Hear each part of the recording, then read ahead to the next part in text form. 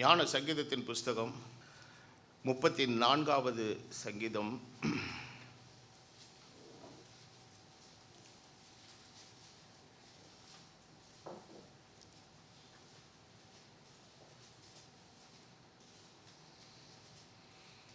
எட்டாவது வசனத்திலிருந்து 12வது வசனம் வரை.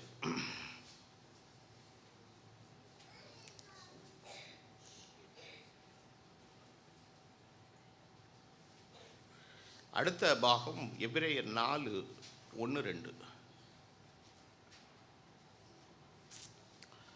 சங்கீதம் 34:8-12 வரை. கர்த்தர் நல்லவர் என்பதை ருசித்து பாருங்கள், அவர் மேல் நம்பிக்கையாய் இருக்கிற மனுஷன் பாக்கியவான். கர்த்தருடைய பரிசுத்தவான்களை அவருக்கு பயந்திருங்கள், அவருக்கு பயந்தவர்களுக்கு குறைவில்லை. சிங்கக்குட்டிகள் தாழ்ச்சி அடைந்து பட்டினியாக இருக்கும் கர்த்தரை தேடுகிறவர்களுக்கோ ஒரு நன்மையும் குறைபடாது. பிள்ளைகளே, வந்து எனக்கு செவி கொடுங்கள், கர்த்தருக்கு பயப்படுதலை உங்களுக்கு போதிப்பேன். நன்மையை காணும்படி ஜீவனை விரும்பி நீடித்த நாட்களை அபேட்சிக்கிற மனுஷன் யார்? இரண்டாவது வசன பாகம் எபிரேயர் 4:1-2. ஆனபடினாலே அவருடைய இளைப்பாறுதலில் பிரவேசிப்பதற்கு ஏதுவான வாக்குத்தத்தம் நமக்கு உண்டாயிருக்க, உங்களில் ஒருவனும் அதை அடையாமல் பின்வாங்கினவனாக காணப்படாதபடிக்கு பயந்திருக்க கடவோம். ஏனெனில் சுவிசேஷம் அவர்களுக்கு அறிவிக்கப்பட்டது போல நமக்கும் அறிவிக்கப்பட்டது. கேட்டவர்கள் விசுவாசம் இல்லாமல் கேட்டபடினால் அவர்கள் கேட்ட வசனம் அவர்களுக்கு பிரயோஜனப்படவில்லை. கர்த்தர் இந்த வேத வாக்கியங்களை ஆசீர்வதிப்பாராக. இந்த காலை நேரத்தில் உங்களோடு பேச விரும்புகிற கர்த்தருடைய செய்தி, நன்மையை தரும் தேவனை ருசியுங்கள். Taste the good God of the goodness. நன்மையை தரும் தேவனை ருசியுங்கள். இன்றைக்கி அநேகருக்கு கர்த்தர் தர நன்மையை ருசிக்க விரும்புகிறாங்களோ ஒழிய அவரை ருசிக்க விரும்பலை. they just want to enjoy the goodness what God is doing, but they don't want to taste and enjoy God in their life. இன்றைக்கி அநேக கிறிஸ்தவர்களிடத்தில் இருக்கிற பெரிய ப்ராப்ளம் இதுதான். வந்தால் அவர் ஏதாவது கொடுப்பாரா? அவர் கொடுக்கறது ருசிக்க ஆசையாக இருக்குத ஒழிய தாய் தருகிற சாப்பாட்டை ருசிக்க அவனுக்கு விருப்பம் இருக்குது, ஆனால் தாயினுடைய அன்பை ருசிக்க அவனுக்கு விருப்பம் இல்லை. எளிமையாக புரியணும்னு அதுதான். இப்போ கிறிஸ்தவ வாழ்க்கையில் நம்ம அழைத்திருக்கிற அழைப்பு ஒரு விசேஷமான அழைப்பு. அதனுடைய உட்கருத்தும் பொருளும் என்னது என்பதை ஆவியானவர் நமக்கு விளக்கி தருவாராக. தலை வணங்குவோம். நல்ல பிதாவே, இயேசுவின் நாமத்தில் உம்முடைய சமூகத்தில் வருகிறோம். நீர் எங்களுக்கு தந்திருக்கிறதான இந்த நல்ல வாழ்வுக்காக நன்றி. உம்முடைய வல்ல கரத்தில் எங்களை நாங்கள் சமர்ப்பணம் பண்ணி ஜெபம் பண்ணுகிறோம். பரிசுத்த ஆவியானவர் தாமே எங்களை நீர் ஆண்டு நடத்தும். நம்முடைய வார்த்தைக்குரிய வியாக்கியானத்தினை தருவீராக. இயேசு கிறிஸ்துவின் நாமத்தில் வேண்டுதல் செய்கிறேன், ஆமேன்.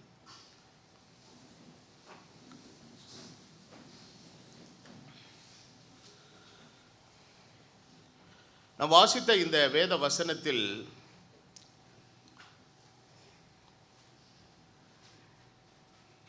ஆண்டவருடைய வசனம் மிகவும் தெளிவாக சொல்லுகிறது, கர்த்தர் நல்லவர் என்பதை ருசித்து பாருங்கள்.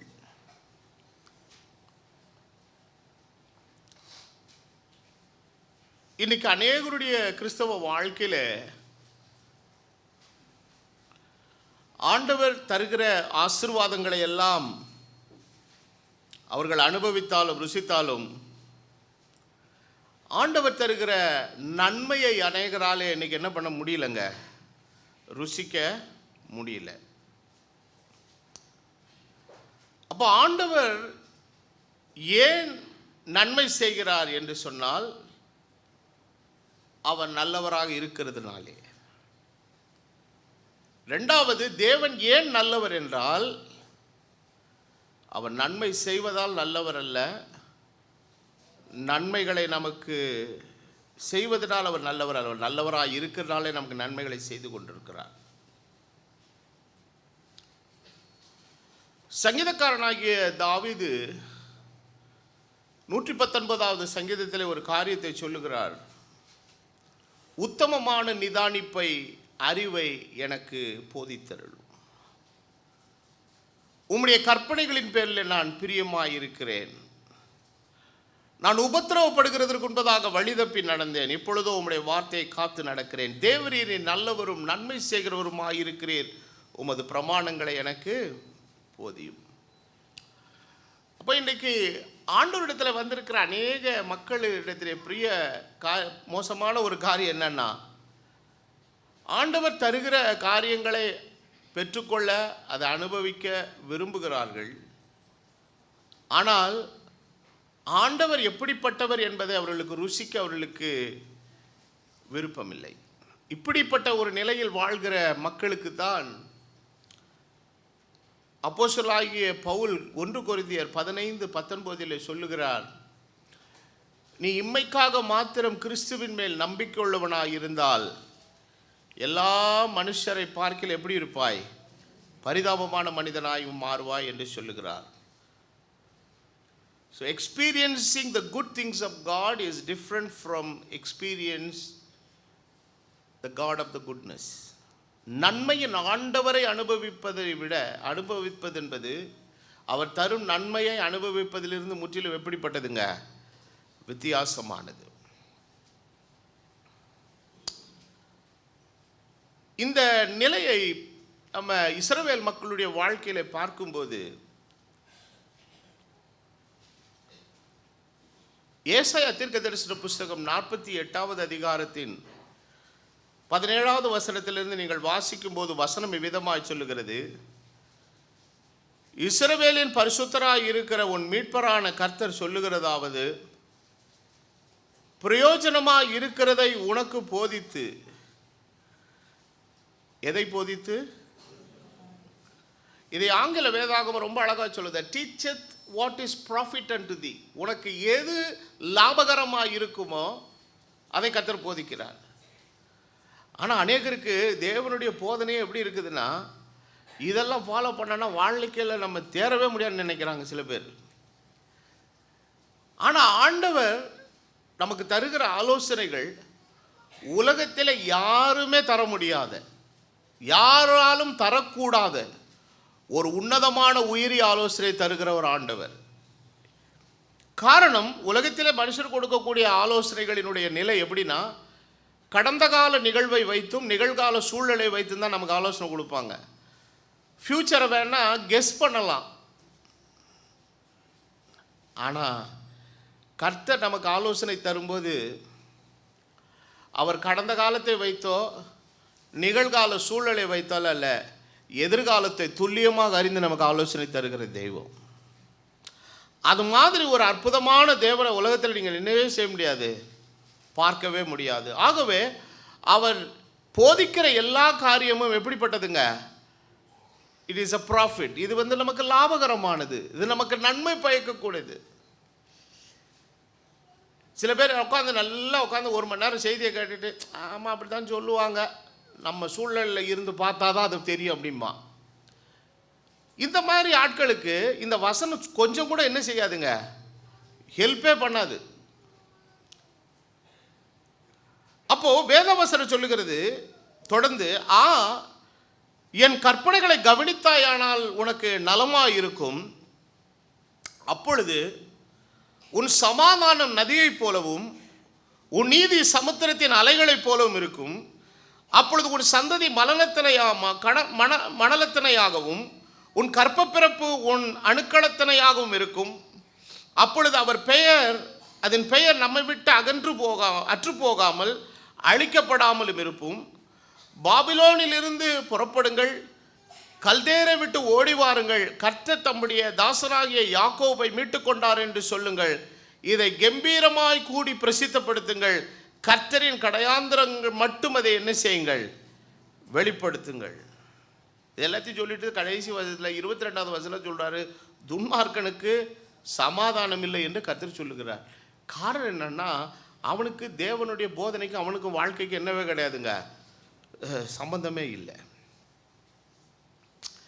இப்போ இஸ்ரவேல் மக்கள் தேவன் தாம் யார் என்பதை அவருடைய வாழ்க்கையில் நிரூபிக்க சில நல்ல காரியங்கள்லாம் அவங்களுக்கு செய்தார் பாருங்க. எகிப்தை விட்டு புறப்படுறதுக்கு முன்னாடி கர்த்தர் 10 வாதைகள் எல்லாம் அனுப்பிச்சு அவர்களை அழைத்து கொண்டு போகிற தெய்வம் எவ்வளவு நல்லவர் என்பதையும், அவர்கள் எகிப்திலே வழிபட்ட வணங்கின தெய்வங்களை விட தாம் எவ்வளவு சிறந்தவர் என்பதை நிரூபிக்கிறதற்கு எல்லா நல்ல காரியங்கள் எல்லாம் அவர் செய்கிறார். இதெல்லாம் பார்த்து இந்த ஜனங்க வெளியே வந்தாலும் கூட தேவன் மேலே அவங்களுக்கு ஒரு ஆழமான விசுவாசம் இல்லை. யாத்திராகமத்தின் புஸ்தகம் 16வது அதிகாரத்தின் 11வது வசனத்திலிருந்து நீங்கள் படித்தீர்களானால், கர்த்தர் மோசேயை நோக்கி, இஸ்ரவேல் புத்திரரின் முறுமுறுப்புகளை கேட்டிருக்கிறேன். நீ அவர்களோட பேசி அதன் சாயங்காலத்தில் இறைச்சியை புசித்து விடியற்காலத்திலே அப்பத்தினாலே திருப்தியாகி நான் உங்கள் தேவனாகிய கர்த்தர் என்பதை என்ன செய்யுங்கள், அறிந்து கொள்ளுங்கள். சாயங்காலத்தில் காடைகள் வந்து விழுந்து பாளையத்தை மூடிக்கொண்டது. விடியற்காலத்திலே பாளையத்தை சுற்றி எது பெய்தது? பனி பெய்தது. பெய்திருந்த பனி நீங்கின பின் இதோ வனாந்திரத்தின் மீதெங்கும் உருட்சியான ஒரு சிறிய வஸ்து உறைந்த பனிக்கட்டி பொடியதனையாய் தரையின் மேல் கிடந்தது. இஸ்ரவேல் புத்திரர் அதை கண்டு அது இன்னது என்று அறியாதிருந்து ஒருவரை ஒருவர் பார்த்து இது என்ன என்றார்கள். அதற்கு மோசே அவர்களை நோக்கி, இது கர்த்தர் உங்களுக்கு புசிக்க கொடுத்த அப்பம். இதை ஆண்டவர் என்ன பண்ணுகிறார், அவர்களுக்கு அனுப்புகிறார். ஆனால் இதில் என்ன பிரச்சனைனா, அதை சேகரிக்க வேண்டிய நேரத்தில் என்ன பண்ணிடணுங்க, சேகரிச்சிடணும். வெயில் ஏற ஏற இது மெல்ட் ஆயிரும், உருகிரும். அப்போ தேவன் தமது ஆசீர்வாதத்தை அனுப்புகிறதற்கென்று ஒரு சமயத்தை வைத்திருக்கிறார். அதை சேகரிக்க வேண்டிய நேரத்துக்குள்ள நம்ம சேகரித்து முடிச்சிடணும். அதை அந்த நேரத்தை அந்த சமயத்தை நம்ம தவற விட்டுட்டு அதுக்கப்புறம் கர்த்தர் எனக்கு ஒன்றுமே செய்யலைன்னு ஆண்டவர் என்ன பண்ணுவார்? அப்போ ஆண்டவர் இந்த இடத்துல சில காரியங்களை அவர் சொல்றாரு. அவரவர் புசிக்கும் அளவுக்கு தக்கதாக அதில் எடுத்து சேர்க்க கடவீர்கள். ஸோ மண்ணா வர்றதுக்கு ஒரு நேரம் இருக்குது. எவ்வளோ நேரத்துக்குள்ளே எடுக்கணுங்கிறதுக்கு ஒரு கட்டளையை கொடுத்துருக்கிறாரு. மூணாவது, நீ சேகரிக்க வேண்டியது எவ்வளோ சேகரிக்கிறேன்னா உனக்கு எவ்வளோ தேவையோ. என்னது? உனக்கு எவ்வளவு தேவையோ. உங்களில் உள்ள ஆத்துமாக்களினுடைய லெக்கத்தின்படி அவனவன் உன் கூடாரத்தில் இருக்கிறவர்களுக்கு தலைக்கு ஒரு ஓமர் அளவு எடுத்துக்கொள்ள கடவர்கள். ஸோ ஆண்டவர் அது ஒரு ஓமர் அப்படிங்கிறது அது என்ன அளவீடுங்கிறது எனக்கு தெரியல. நான் பின்னாடி வேணால் ரெஃபரன்ஸ் பார்த்து நான் சொல்கிறேன். நான் நினைக்கிறேன் ஆண்டவர் கொடுக்கறது இந்த லிமிட்டட் அன்லிமிட்டட்லாம் கிடையாது. கரெக்டான போர்ஷன் கொடுப்பார். நமக்கு எவ்வளோ தேவையோ அதை நிறைவாய் தருகிற ஆண்டவர். வேத வசனத்தில் இன்னொரு இடத்துல ஒரு வசனம் கொடுக்குற, அவர் உச்சிதமான கோதுமையினால் நம்மளை திருப்தியாக்குகிற ஆண்டவர். அவர் இந்த பூமியில் வந்தபோது கூட 5 அப்பம் 2 மீனை கொடுத்து அவர்களை போஷித்த போது வேதம் கற்பிக்கிறது, எல்லாரும் திருப்தியாய் புசித்தார்கள். வேதவசனம் சொல்லுகிறது, மிகுதியாய் சேர்த்தவனுக்கு மிகுதியானதும் இல்லை, கொஞ்சமாய் சேர்த்தவனுக்கு குறைவானதும் இல்லை. தாங்கள் புசிக்கும் அளவுக்கு தக்கதாக என்ன பண்ணார்கள்? சேர்த்தார்கள். இப்போ ஆண்டவர் ஒரு கட்டளை கொடுக்கிறார். என்ன கட்டளை கொடுக்கிறார்னா, ஒருவனும் விடியற்கால மட்டும் அதில் ஒன்றும் வைக்கக்கூடாது. ஒன்றும் வைக்கக்கூடாது. விடியற்காலம் மட்டும் ஒன்று என்ன செய்யாதீங்க, வைக்காதீங்க. ஆனால் சில பேர் என்ன பண்ணுறாங்கன்னு கேட்டிங்கன்னா, மோசையின் சொல் கேளாமல் அதில் விடியற்காலம் மட்டும் கொஞ்சத்தை மீதியாய் வைத்தார்கள். அது பூச்சி பிடித்து என்ன எடுத்தது? நாட்டம் எடுத்தது.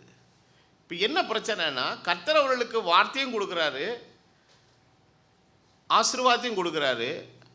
ஆனால் வசனத்தை விசுவாசியாததுனால இவர்கள் தேவனுடைய வசனத்துக்கு விரோதமாய் மீறி செய்கிற காரியம் இவர்கள் சேர்த்து வச்சதை என்ன பிடிக்க வைக்குதுங்க? ஆமாம். அப்போது கர்த்தர் வார்த்தையில் உண்மையுள்ள ஆண்டவர். ஒவ்வொரு நாளும் காலையில் இத்தனை மணிக்கு அது வரும்னா அது கரெக்டாக வரும். இவனுக்குள்ளே இருக்கக்கூடிய அவநம்பிக்கை என்னன்னா, வராமல் போயிடுச்சுன்னா ஒரு பேக்கப் ஒன்று நமக்கு தேவை இல்லையா? கரண்ட்டு போச்சுன்னா பின்னாடி பண்ணுறதுக்கு யூபிஎஸ் மாதிரி இவங்க சில பேக்கப் வைக்கணும்னு நினைக்கிறான். உனக்கும் எனக்கும் ஒரு சரியான பேக்கப் ஒன்றே ஒன்று அவர் தான். அவர் நமக்கு பேக்கப் தர்ற ஆண்டவர் இல்லை, இஸ் அவர் சப்ளையர். தடையின்றி மின்சாரத்தை, தடையின்றி தண்ணீரை அவர் நமக்கு குறைவில்லாமல் வர்ஷிக்க பண்ணுகிற தெய்வம்.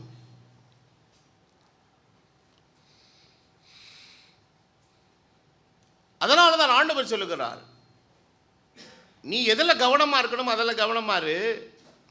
அது உனக்கு ஆட்டுக்குட்டிகள் உனக்கு வஸ்திரத்தையும், கடாக்கள் உனக்கு வயல் வாங்கத்தக்க கிரயத்தை கொடுக்கும், வெள்ளாட்டுப்பால் உன் ஆகாரத்துக்கும், உன் வேலைக்காரிகளின் பிழைப்புக்கு எப்படி இருக்கும்?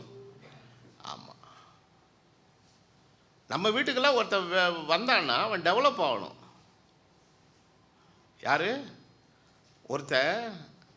நான் சில இந்த மத்திய கிழக்கு நாடுகளில் பணி செய்யக்கூடியவர்களுடைய சில காணொலியெல்லாம் படிச்சிருக்கிறேன். அந்த ஆட்கள்லாம் நல்ல காசு வச்சுருக்கிறானுங்க. ஆனால் அவ்வளோ காசு இருந்தாலும் தங்களிடத்தில் வேலை செய்யக்கூடிய டிரைவர்களுக்கு அவங்க கொடுத்துருக்குற அந்த அக்காமடேஷன் சொல்லுவாங்கள்ல, அதெல்லாம் பார்த்தா அழுகையாக வரும் நமக்கு. ஒரு இடத்துல ஒரு ஆளுக்கு கொடுத்துருக்குறாங்க, ஒரு கட்டில் இருக்குது. அந்த கட்டில் ஒரு ராத்திரி காலையில் எழுந்திரிச்சோன்னா மடக்கிடணும். ஏன்னா அந்த கட்டிலுக்கு கீழே தான் அடுப்பு இருக்குது. தலைமாட்டில் ஒரு சின்ன ஃப்ரிட்ஜ் இருக்குது. இந்த பக்கத்தில் ஒரு வாஷிங் மிஷின் இருக்குது. இன்னும் அதுக்கு தலைமாட்டில் பார்த்தீங்கன்னா ஒரு ஈஸ்டர்ன் டாய்லெட் ஒன்று இருக்குது, ஒரு வாஷ் பேசின் இருக்குது. எல்லாமே ஒரே இடத்துக்குள்ள. சமைக்கிறது அங்கே தான்,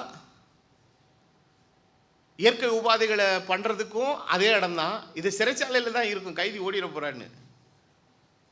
அப்போ அவ்வளோ பெரிய சம்பாத்தியம் உள்ள மக்களுக்குள்ள ஒரு நல்ல ஒரு எண்ணம் இல்லைங்க, நல்லது செய்யணுங்கிற அந்த ஒரு எண்ணம்லாம் அவங்களுக்கு கிடையாது. அவ்வளோ ஒரு கொடுமையான ஒரு நிலையில் அவங்க வச்சிருக்கிறாங்க. ஆனால் ஆண்டவர் நமக்கு என்ன கொடுக்குறாரு?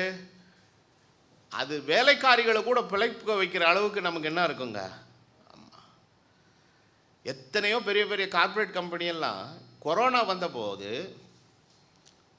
சம்பளம் கொடுக்க முடியலன்னு ஏதோ யாரை நிறுத்திட்டான்? ஆளை நிறுத்திட்டான். நான் ஒருத்தரையும் நிறுத்தலை. வீட்டில் உட்கார வச்சு யார் யாருக்கு படி அளக்கணுமோ வேலையே செய்யாமல் அந்த 3-4 மாதமும் எல்லாருக்கும் கொடுக்க வேண்டியது என்ன பண்ணிக்கிட்டே இருந்தேங்க? சப்ளை பண்ணிக்கிட்டே இருந்தேன். இது இல்லாமல் விசுவாசிகள் தசமபாகம் காணிக்கையெல்லாம் கொஞ்சம் அமுக்கிட்டாங்க. ஆனாலும் அவங்களுக்கு நான் வாங்கி என்ன பண்ணேன்? சப்ளை பண்ணேன். ஏன் பண்ணேன்னு கேட்டிங்கன்னா, கர்த்தர் தமது ஊழியக்காரர்களை அப்படி தான் வச்சிருப்பார். அது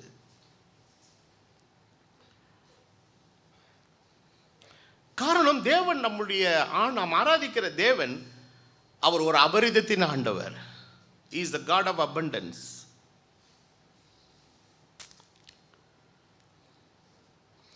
அப்போ நமக்கு தேவைகளை பூர்த்தி செய்து நமக்கு நிறைவானவைகளை தருகிற தேவன் எப்படிப்பட்டவர்? அவர் தான். அப்போ வேதவசனத்தில் நம்ம வாசிக்கிறபடி இவர்கள் சேர்த்த காரியங்களை விசுவாசம் இல்லாமல் சேர்த்து வச்சதுனால அது பூச்சி பிடித்து என்ன எடுத்ததுங்க? சில வீட்டில் பொருளை பயன்படுத்தாமல் சீரழியும் பார்த்துருக்கீங்களா? நிறைய வாங்கி வச்சு திங்காமலே வேஸ்ட் ஆகும். நான் சில நேரங்களில் ஊர்களுக்கெல்லாம் போனேன்னா அந்த ஊழியக்காரங்க என் மேலே இருக்கிற ரொம்ப அனாதி பெரிய பெரிய இதுக்கு திருநெல்வேலிக்கு போனால் கடல மிட்டாய் கொடுப்பாங்க, நெத்தியோ கொடுப்பாங்க. வாங்கி வச்சுட்டு இந்த பசங்களாம் பக்கிங்க ஒன்றுத்தையும் தின்னாது. தின்னா யார் தான் தின்னணும்? நானும் வீட்டம்மா தின்ன. ஆனால் தின்னக்கூடாது.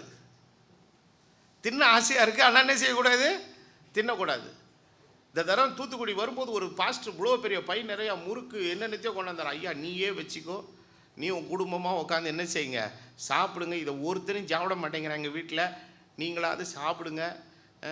நாங்கள் எங்கள் கொண்டு போய் வச்சு நான் சாப்பிட்டேன்னா என் உடம்புக்கு அது என்ன செய்யாது, ஒத்து வராதுன்னு சொல்லி கொடுத்துட்டு வந்துட்டேன். ஸோ சிலருடைய வீடுகளில் அந்த பொருட்கள்லாம் சீரழியும் பாருங்க. பார்த்தாலே எப்படி இருக்குங்க, வயிற்றறிச்சலாக இருக்கும். ஆனால் ஆண்டவர் அவர்களை விசுவாசத்தில் வழி நடத்துகிறாரு, விசுவாசத்தை பயிற்றுவிக்கிறார். ஒவ்வொரு நாள் காலையில் எந்திரிக்கும் போதும் உன்னை போஷிக்கிறதற்கு நான் இருக்கிறேன்பா அப்படிங்கிறத ஆண்டவர் நிரூபிக்கிற விதமாய் எல்லா காரியத்தையும் செய்கிறாரு. ஆனால் ஆண்டவர் கொடுக்குற ஆசீர்வாதத்தின் மேலே அவர்களுக்கு விசுவாசம் இல்லாமல் சேர்த்து வைக்கிறாங்க. ஆனால் வேதவசனம் சொல்லுகிறது அது பூச்சி பிடித்து என்ன எடுத்ததுங்க, நாற்றம் எடுத்தது.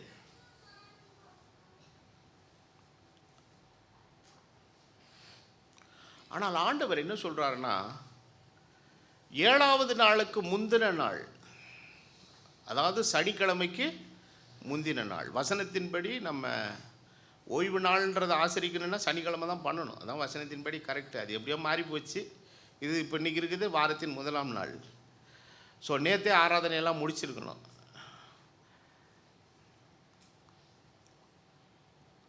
ஆண்டவர் சொல்கிறாரு, அந்த 6வது நாள் ஆகிய வெள்ளிக்கிழமை பார்த்திங்கன்னா உங்களுக்கு அந்த மன்னாவை நீங்கள் எத்தனை பங்கு சேர்க்கலாம்? 2 பங்கு சேர்க்கலாம்.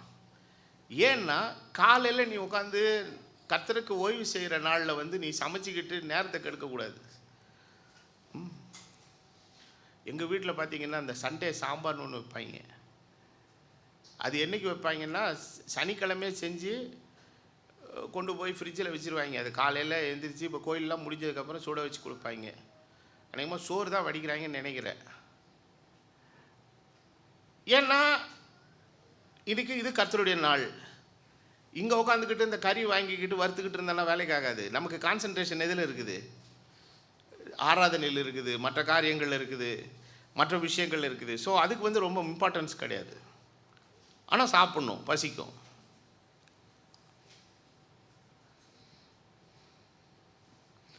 ஆனால் இந்த மன்னாவை ஆண்டவர் ஓய்வு நாளுக்கு முந்தின நாளில் ஏன் கொடுத்தாருன்னா, அந்த நாளில் ஜனங்கள் ஓய்வாக இருக்க வேண்டும் என்று சொல்லி கொடுத்தாரு. ஆனால் அன்னைக்கு 2 பங்கு சேர்த்து வச்சான். ஆனால் அன்னைக்கு மாத்திரம் என்ன செய்யலைங்க? கெட்டு போல. அப்போது தேவனுடைய காரியங்கள் எல்லாம் பார்த்திங்கன்னா அற்புதமான காரியங்கள். இதில் இந்த விஷயத்தில் இவ்வளவு அற்புதங்களை கண்கூடாக பார்த்த ஜனங்களால் எப்படி ஆண்டவருக்கு விரோதமாய் முறுமுறுப்பாக பேச முடிஞ்சது? என்னத்தை பண்ணிட்டார்? நாங்கள் எகிப்திலே இருந்தால் நல்லாயிருக்கும். எகிப்தில் என்ன காலையில் எந்திரிச்ச உடனே மன்னாவை பொறுக்கணும்? நீ பொறுக்கலடாச்சா, உன்னை வறுத்து எடுத்துட்டான். யார்? பார்வோன். வேதத்தில் ஒரு வார்த்தை பயன்படுத்தப்பட்டிருக்கிறது, ஆளோட்டிகள். இங்கிலீஷில் டாஸ்க் மாஸ்டர் என்று இருக்கும். டாஸ்க் மாஸ்டர் எப்படின்னா, மாடை ஓட்டுறதுக்கு அடிப்பாங்கள்ல, அது மாதிரி யார் அடிப்பாங்க? ஆட்கள் அடிப்பாங்க. ஆட்களை அடித்து வேலை வாங்குது. அது ரொம்ப கொடுமை இல்லை? அது உங்களால் ஒரு பொருளை தூக்க முடியாமல் நீங்கள் திணறுவீங்க. ஏப்பா இன்னொரு ஆள் பிடிப்பா அப்படின்னு சொல்ல மாட்டான், அடிப்பான், தூக்கடா அப்படின்னு. ஸோ அவ்வளவு ஒரு கொத்தடிமைகளைப் போல நடத்தப்பட்ட மக்கள், அவ்வளவு வேதனையையும் கஷ்டத்தையும் ஆண்டவர் ஒரு இடத்துல சொல்லுகிறார். என் ஜனத்தின் கூக்குரலை நான் என்ன பண்ணேன்? கூக்குரல் விட்ட இடத்த பார்த்து சொல்கிறான். இப்போ எனக்கு அங்கே இருந்தால் எப்படி இருக்கும்? எகிப்தில் இருந்தால் நல்லா இருக்கும் அப்படின்னு சொல்லி இவ்வளவு நன்மைகளை அனுபவித்த ஜனங்கள் அவிசுவாசத்தோடு கூட பேசுகிறார்கள். அப்போ இன்றைக்கு அநேக கிறிஸ்தவருடைய வாழ்க்கையில் இருக்கிற பெரிய பிரச்சனை என்னன்னா, கர்த்தர் மீது வைத்திருக்கிற அந்த விசுவாசத்தில் ஏற்படுற அந்த குறைபாடு இருக்குது பாருங்க. அதனால தான் ஆண்டவர் சொல்றார், விசுவாசம் இல்லாமல் தேவனுக்கு பிரியமாக இருப்பது கூடாத காரியம். சந்தேகப்படுகிறவன் தான் எதையாகிலும் கர்த்தரிடத்தில் பெறலாம் என்று என்ன செய்யாதிருக்க கடவன்? நினையாதிருக்க கடவன். நீ இதுக்கு உனக்கு ஒரு கோயில் தேவையில்லை, ஒரு பிரசங்கம் தேவையில்லை. நீ இருந்துக்கோ ராஜா, எங்கே இருக்கணுமோ இருந்துக்கோ.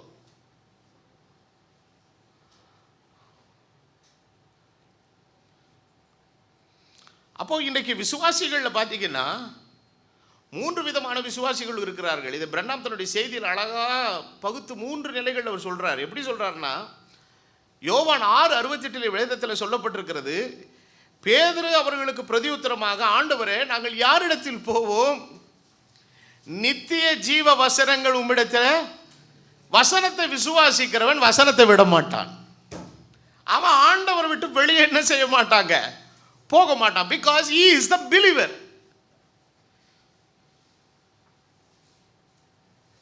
நிறைய பேர் they try to be the members of the church but they don't want to be the believers of the church. தேவனுடைய சபையில் உறுப்பினர்களாக தான் நிறைய பேர் இருக்கிறார்கள் ஒழிய, இன்னைக்கு தேவனுடைய சபையில் இன்னைக்கு தேவன் மீது விசுவாசம் வைக்கிற விசுவாசிகளாக நிறைய பேர் என்ன செய்யறது இல்லைங்க, இருக்கிறது இல்லை. பேதுரு சொல்லுகிறான், அவன் உத்தம விசுவாசி. இப்போ இந்த கடைசி காலத்தில் தேவனுடைய வசனத்தை விட்டு விலகுகிற அநேகர் இருக்கிற சமயத்தில் பேதுருவை போல உத்தம மக்கள் சொல்லுகிறார்கள், நாங்கள் யாரிடத்தில் போவோம்? நித்திய ஜீவ வசனங்கள் உம்மிடத்தில் என்ன செய்கிறதே இருக்கிறதே. 2வது குரூப்பு எப்படின்னு கேட்டீங்கன்னா, அவர்கள் யோவான் 6:60 எழுதப்பட்டிருக்கிறது, சீஷரில் அநேகர். எல்லாரும் சொல்லுங்க, சீஷரில் அநேகர். 58 வருஷமாக ஞானஸ்நானம் எடுத்தது, வசனத்தை கேட்டதெல்லாம் அங்கே உட்காந்துருந்தாங்கன்னு வச்சுக்கோங்களேன். இந்த இடம் கொள்ளாது. இது மாதிரி ஒரு 8 இல்லை 10 சைஸு உள்ள இடம் இருந்தால் தான் அத்தனை பேர் அகாமடேட் பண்ண முடியும். எத்தனை பரிசுத்தவான்களை கர்த்தர் இந்த இடத்துல கொண்டு வந்தார், விடுதலை ஆக்கினார், சுகப்படுத்தினார், ஞானஸ்நானம் கொடுக்க வச்சார். அது புதுசாக வந்த ஆத்துமாக்கள். ஆனால் வந்ததுக்கப்புறம் இங்கேயே பிறந்த ஆத்துமாக்கள் இருக்கிறாங்க. அந்த பிள்ளைகளை எல்லாம் சில பக்திமான்கள் ரொம்ப பரிசுத்தத்தில் ஒழுக்கத்தில் அனுப்பி கோயிலை விட்டு வெளியே கூட்டு போயிட்டாங்க. கூப்பிட்டு வச்சு புத்திபதி சொல்லும்போது, சண்டே ஸ்கூலில் பாடம் சொல்லி கொடுத்தா எல்லாம் ஏட்டிக்கு போட்டியாக பண்ணுவான். இது என்ன கூட்டம்னு கேட்டிங்கன்னா, அவர்களால் தேவனுடைய வசனத்தில் விசுவாசமாக இருக்க முடியல. ஆண்டவர் சொல்கிறாரு, இதை குறித்து நீங்கள் ஏன் முறுமுறுக்கிறீங்க? நான் சொல்கிறது உங்களுக்கு இடர்லாம் இருக்குதான்னு கேட்குறாரு. வசனத்துக்கு விரோதமான காரியத்தை செஞ்சால் வசனம் பிரசங்கிக்கும் போது அது குத்த தான் செய்யும். அதுக்கு என்ன பண்ணுறது? வேத வசனம் சொல்லுகிறது 66வது வசனத்தில், ரோவான் 6:66, அது முதல் அவருடைய சீஷரில் அநேகர், அழைக்கப்பட்டவர்கள் அநேகர், தெரிந்து கொள்ளப்பட்டவர்களோ சிலர். அப்போ சிலர் கூட்டம் என்ன பண்ணிடுச்சு? நின்றுச்சு. யாரோட நின்றுச்சு? ஆண்டவரோட நின்றுட்டு சொல்கிறான், நாங்கள் யாரிடத்தில் போவோங்கிறான். ஆனால் இந்த பலராகிய பெரும்பான்மை கூட்டம் என்ன பண்ணுது? சீஷரில் அநேகர் அவரோட கூட நடவாமல் என்ன செய்தார்கள்? பின் வாங்கினார்கள். யூதா தன் நிருபத்தில் எழுதும்போது சொல்லுகிறான், கடைசி காலத்தில் தங்கள் துன்மார்க்க இச்சைகளின்படி நடக்கிற பரியாசக்காரர்கள் அநேகர் தோன்றுவார்கள். They are the mockers with an ungodly lust. அப்போ இச்சை தான் பெரிய பிரச்சனை. அதான் சொல்லுகிறார், மாம்சத்தின் இச்சையும் கண்களின் இச்சை ஜீவனத்தின் பெருமையாக இவை எல்லாம் எதால் உண்டானதல்ல, தேவனால் உண்டானதல்ல. இவைகள் எல்லாம் பிசாசினால் எண்ணப்பட்டவைகள், உண்டானவைகள். ஆனால் வாலிபர்களுக்கு எழுதும்போது சொல்லுகிறார், வாலிபரே நீங்கள் பொல்லாங்கனை ஜெயித்ததுனால உங்களுக்கு என்ன செய்யற எழுதுறேங்கிறாரு. அப்போ இந்த கடைசி காலத்தில் இந்த உலகத்தினுடைய இச்சைகளை எல்லாம் விட்டு விலகி தேவனுக்கு உண்பதாய் பரிசுத்தமாய் வாழ வேண்டிய ஒரு நிலையில் இன்றைக்கு சபையை அப்படிப்பட்ட காரியங்களை எல்லாம் செய்தால் தப்பு இல்லை நியாயப்படுத்துகிற அளவுக்கு தங்களை எதை மாற்றிட்டாங்க? பிரசங்கத்தை மாற்றிட்டாங்க. காரணம் என்னன்னா, யாரை இழக்க அவங்க விரும்பலை, ஜனங்களை எண்ணி விட விரும்பலை. இப்போ நாளைக்கு நம்ம சபையில் இருக்கிற பொம்பளை பிள்ளைகள்லாம் நாங்கள்லாம் பேண்ட் போட்டு வர போகிறோன்னு வருதுன்னு வச்சுக்கிறோங்களேன். ஆண்டவர் மனுஷன் முகத்தை பார்க்கிறான், கர்த்தர் இருதயத்தை பார்க்கிறார் அப்படின்னு சொல்லிட்டு நீங்களாம் போட்டுக்கோங்கப்பா, கர்த்தர் உங்களோட இருக்கிறான்னு விட்டா என்ன பண்ணுவீங்க? அந்த கோயிலில் வந்து பாஸ்டர் பாயிண்ட் போடலாம் சொல்லிட்டாருப்பா, வாப்பா நம்மளாம் போகலாம் அப்படின்னு கிளப்பி அதுக்குமே ஒரு 10 கூட்டம் வரும். தலைமுடியை வெட்டுறது வசனத்தின்படி தப்பு. அப்போ பியூட்டி பார்லரில் போய் வெட்டிட்டு வானா? அப்போ எந்தெந்த விஷயங்கள் உலகத்தினுடைய விஷயங்களாலே அது தவறாக இன்ஃப்ளூயன்ஸ் படுத்தப்படுகிறதோ அதை வேத வசனத்தை கொண்டு கண்டிக்கும் போது இன்னைக்கு ஜனங்கள் அதற்கேற்ற விதமாய் அவர்களை மாற்றிக்கொள்ள விரும்பவில்லை. அவர்களுடைய மாற்றத்துக்கு ஏற்ற மாதிரி எது பண்ணணும்னு நினைக்கிறாங்க? பிரசங்கம் பண்ணணும்னு நினைக்கிறாங்க. அது எப்படி ஏற்றுக்கொள்ள முடியும்? ஒரு பொண்ணு என்கிட்ட அப்படி தான் ஆர்கியூ பண்ணிச்சு. நாங்கள் வந்து ஆம்பளைங்க போடுற பேண்ட்டை போடலங்க, எங்கள் பொம்பளைங்களுக்காக செஞ்சிருக்கிற பேண்ட்டை போட்டு வரோன்னுது. நான் சொன்னேன், நாளைக்கு பிரசங்கத்துக்கு ஆம்பளைங்களுக்காக நெஞ்ச சேலையை கட்டு வரேன், நீ ஒத்துக்கிறியான்னு கேட்டேன். அது எப்படிங்க? அப்போது நமக்கே சுபாவத்தில் தெரியுதில்லை எது பொம்பளை போடணும் எது ஆம்பளை போடணுன்னு. அப்போது இன்றைக்கி கலாச்சார சீர்கேடு இன்றைக்கி ஒரு சமூகத்தை சுத்தமாக அழித்து கொட்டு நாசம் பண்ணுது. இப்படிப்பட்ட ஒரு சூழ்நிலையின் மத்தியில் எல்லா காரியங்களும் இதெல்லாம் வந்து ரொம்ப சிம்பிளான விஷயங்கள். இதை தாண்டி நிறைய விஷயங்கள் இருக்குது. அதாவது இன்றைக்கி உங்களுக்கு பொதுப்படையாக நான் இதெல்லாம் நான் உதாரணத்துக்கு சொன்னேன். இந்த ட்ரெஸ்ஸு தலைமுடி எல்லாம் ஒரு உதாரணத்துக்கு சொன்னேன். பொதுப்படையாக தேவனுடைய வசனத்துக்கு விரோதமான காரியங்களை பின்பற்றுகிறவர்களை வசனத்தை கொண்டு கண்டிக்கும் போது அதை ஏற்றுக்கொள்ளவர்களுக்கு என்ன இல்லை? மனசு இல்லை. அவர்களில் அநேகர் என்ன செய்தார்கள்? பின்வாங்கி போனார்கள். அப்போ வேதவசனம் என்ன சொல்லுகிறது? இவர்கள் துன்மார்க்கமான இச்சைகளின்படி நடக்கிற பரியாசக்காரர்கள். அவன் they are catch up with that lust. அப்போ பரிசுத்த ஆவியானவனுக்குள்ள வரும்போது அந்த பாவம், அந்த அருவருப்பு, அது பார்த்தாலே அவனுக்கு என்ன வருங்க, கொமட்டிக்கிட்டு. சிலர் எனக்கு சொல்லியிருக்கிறாங்க, அவங்களுடைய அனுபவத்திலேருந்து என்கிட்ட சொன்னது, பாஸ்டர் நான் பயங்கரமான குடிகாரன் பாஸ்டர், ஆனால் என்னைக்கு ஏசப்பா எனக்குள்ளே வந்து அந்த விடுதலை கர்த்தர் கொடுத்தாரு, ஏதோ ஒரு பொல்லாதாவே என்னை விட்டு வெளியே போச்சு பாருங்க, அதுக்கப்புறம் அந்த அந்த ஸ்மெல்ல எனக்கு என்ன செய்யுதுங்க, எப்படி நீ இவ்வளோ நாள் ஆசையாக குடிச்சல்ல, காலையில் எந்திரிச்சவொடனே டீ குடிக்கிறோமோ இல்லையோ, அதை ஒரு 2 கிளி இழுத்தாதான் வேலைக்கு ஆகும். அப்புறம் மத்தியானம் ஒரு சாப்பிட்ட உடனே ஒரு போட்டுக்கணும். அப்புறம் நைட்டு கொஞ்சம் படுக்கும்போது அது இன்னும் கொஞ்சம் ஸ்ட்ராங்காக போட்டுக்கணும். அந்த மாதிரி அதுதான் வாழ்க்கைன்னு சொல்லி ஊறி கிடந்த ஒரு மனுஷன் கர்த்தருக்குள்ள வந்ததுக்கப்புறம் இப்போ என்ன செய்யுது, அதே ஸ்மெல்லு கொமட்டுது. எப்படி மாறிச்சு அவனுக்குள்ள? இந்த மாற்றம் எப்படி நடந்ததுன்னா, அந்த மாற்றத்தை உண்டாக்கினவர் தேவன்.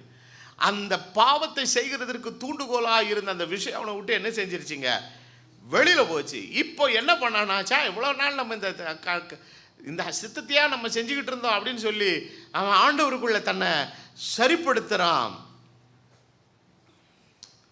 ஆனால் சரிப்படுத்தி கொள்ள மனமற்றவனும் விடுதலையாக மனமற்றவன் என்ன செய்கிறான் என்று சொன்னால் அவன் பிரிந்து போகிறவன். அப்போது எல்லாருக்குள்ளே சில பேட்டல்ஸ் இருக்கும், சில போராட்டங்கள் இருக்கும். ஆனால் அந்த போராட்டத்துக்கு நம்ம தீனி போட்டு தண்ணி ஊற்றக்கூடாது. அந்த போராட்டத்தில் நாம் விடுதலை ஆகிறதுக்கு கர்த்தருடைய சமூகத்தில் நம்ம ஜெபிக்கும் போது கர்த்தர் அதிலிருந்து நமக்கு விடுதலை கொடுக்குறார். ஆமென். இப்போ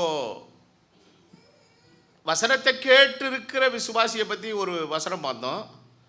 எனக்கு ஒன்றுமே வேணான்னு விட்டுட்டு ஓடுற ஓமை, இவங்க 2 பேருமே ரொம்ப நல்லவங்க. வசனத்தை கேட்கணும்னு உட்காந்துட்டு ஆண்டவரை உறுதியாக படிச்சுக்கிட்டவனும் பிரச்சனை இல்லை, அல்லேலியா தோத்துறோம். ஓடி போனால் பாருங்க, வேணாம் இது நமக்கு செட்டே ஆகாதுன்னு அவனுக்கும் ஒரு அல்லேலியா தோத்துற இருந்துக்கிட்டு நம்ம உசுரை வாங்காமல் போயிட்டான். ஆனால் இதுக்கு நடுவில் ஒரு 2ஆம் கட்ட பையன் ஒருத்தர் இருக்கான், அவனை பற்றி பைபிள் பேசுது. So the believer, unbeliever and the make believer. The make believer, the act like a believer தான் ரொம்ப ஆபத்தானவன். He is under the influence of the hypocrisy. ஒரு மாய்மாலத்தினுடைய கடிவாளத்துக்குள்ளே அவருடைய கிறிஸ்தவ வாழ்க்கை இன்னைக்கு என்ன செஞ்சிருக்குதுங்க, மாறி இருக்குது. உங்களுக்கிட்ட எதுவுமே கண்டுபிடிக்க முடியாது. அந்த மாதிரி ஒரு ஆள் இயேசுனுடைய கும்பலில் இருந்தான். அவன் தான் யூதாஸ் காரியத்து. போனவன் விசுவாசி, இருக்கிறேன்னு சொன்னவன் விசுவாசி. இந்த விசுவாசி என்று சொன்ன அந்த 12 பேருக்குள்ளேயே ஆண்டவர் சொல்றார், உங்களில் ஒருவன் பிசாசா இருக்கிறார். அப்போ நீங்கள் இந்த யூதாசை எந்த கேட்டகரியில் கொண்டு போய் சேவீங்கன்னா, அவனுக்கு போகவும் மனசு இல்லை, வசனத்தின்படி வாழவும் விருப்பம் இல்லை, நின்று நான் செய்ய வேண்டிய வேலையை முடிச்சுட்டு போகிறேன்ட்டு உட்காந்துருக்கிறான். யார் அவன் கேட்டிங்கன்னா, அவன் தான் யூதாஸ் காரியத்து. வேதவசனம் சொல்லுகிறது, யோவான் எழுதின சுவிசேஷம் 6 இந்த வார்த்தைகளை இயேசு சொல்கிறாரு. ஏன்னா அவர் உள்ளந்திரியங்களை அறிந்திருக்கிற ஆண்டவர் இல்லையா, நடக்க போகிறது என்னது என்பதை முன்கூட்டி அறியக்கூடிய ஒரு கிருபை உள்ளவர் அல்லவா ஆண்டவர். ஆகவே இதே அதிகாரத்தில் அவர் சொல்றாரு, என்ன சொல்றாருன்னா, யோவான் எழுதின சுவிசேஷம் 6வது அதிகாரம் 64வது வசனத்தில் வசனம் என்ன சொல்லுகிறது, ஆகிலும் உங்களில் விசுவாசியாதவர்கள் சிலர் உண்டு.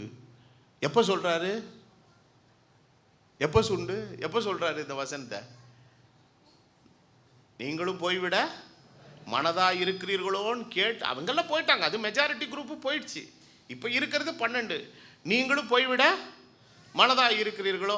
அப்போ கூட இருக்கிற அந்த 12 சீசன் இருப்பா, பரவாயில்லப்பா நம்மளாவது ஒரு 12 பேர் நின்னோம் அப்படின்னு சொல்லி முடிக்கிறதுக்குள்ள ஆண்டவர் அடுத்த பிட்டு எடுத்து போடுறாரு. என்ன போடுறாருன்னா, டேய் நீ நிற்கிறவர் 12 பேர், உனக்குள்ளே ஒருத்தன் வில்லங்கமான ஒரு ஆள் உள்ளே இருக்கிறான். உங்களிலும் விசுவாசியாதவர்கள் இன்னார் என்று தம்மை காட்டி கொடுப்பவன் இன்னார் என்றும் ஆதி முதலா இயேசு அறிந்திருந்தபடியால் இயேசு அவர்களை நோக்கி, 12 உங்களை நான் தெரிந்து கொள்ளவில்லையா, உங்களுக்குள்ளும் ஒருவன் பிசாசு. இப்போ 12 பேர் டிஸ்கஷன் பண்ணியிருப்பாங்க நைட்டு சாப்பிட்டு, ஆண்டவன் நம்மள ஒருத்தன் பிசாசுன்னானே, அது யாரா இருக்கும்? பேதுரு நீயா இருப்பியோ? ஏய் நான் எங்கடா பிசாசுன்னேன், நான் கிடையாரா? அப்புறம் யாக்கோபா, நீ யோவானா?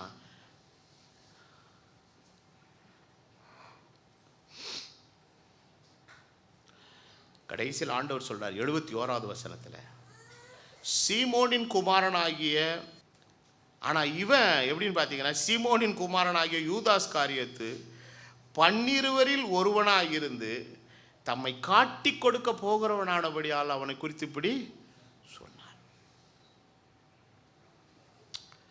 அப்போ விசுவாசியும் உண்டு, அவிசுவாசியும் உண்டு. விசுவாசி போல நடித்து கொண்டிருக்கிறவர்கள் உண்டு. ஆனால் இவனுடைய பட்ட வெளிச்சம் ஒரு நாள் வெளியில் வந்துடும். நமக்கே சில நேரத்தில், என்ன ஆண்டவரே ஏன்பா அப்படி கொண்டு வந்து கொடுத்தீர, ஒரு 10 நல்ல ஜோபிக்கிற விசுவாசியாக கொடுக்கக்கூடாதா? என் தகப்பனாரோடு இருந்த காலங்களில் அந்த அளவு வசதிகள் இல்லை, வாய்ப்புகள் இல்லை, ஜனங்களுக்குள்ள பொருளாதார சக்தி இல்லை. பட் அவங்களுடைய மீட்பின் அனுபவத்தில் ஒரு ஜெனுவானிட்டி இருந்தது. நான் கடந்த நாளில் கூட அம்மாகிட்ட பேசும்போது சொல்லிகிட்டு இருந்தேன், நம்மக்கிட்ட இருந்த வயசான பாட்டிமாரெலாம் அவங்களாம் ரொம்ப படிப்பறியாதவர்களும் பேதமை உள்ளவர்கள் தான். ஆனால் அவர்களால் எவ்வளோ நல்லா ஜெபம் பண்ண முடிஞ்சது, எவ்வளோ நல்லா ஜெபிக்கிறவர்களாக இருந்தார்கள், ஊழியத்தை எவ்வளோ சப்போர்ட் பண்ணுகிறவர்களாக இருந்தார்கள். இன்றைக்கி அந்த மாதிரி ஆட்கள் எல்லாம் என்ன பண்ண முடியலங்க, பார்க்க முடியல. அவங்களிடத்துல பெருசாக எடுத்து கொடுக்கறதுக்கோ அப்படின்ற விஷயங்கள்லாம் ஒன்றும் கிடையாது. ஆனால் அவங்களுக்குள்ளே இருந்த அந்த ஜென்யூனான விசுவாசம் அது ரொம்ப அருமையானது.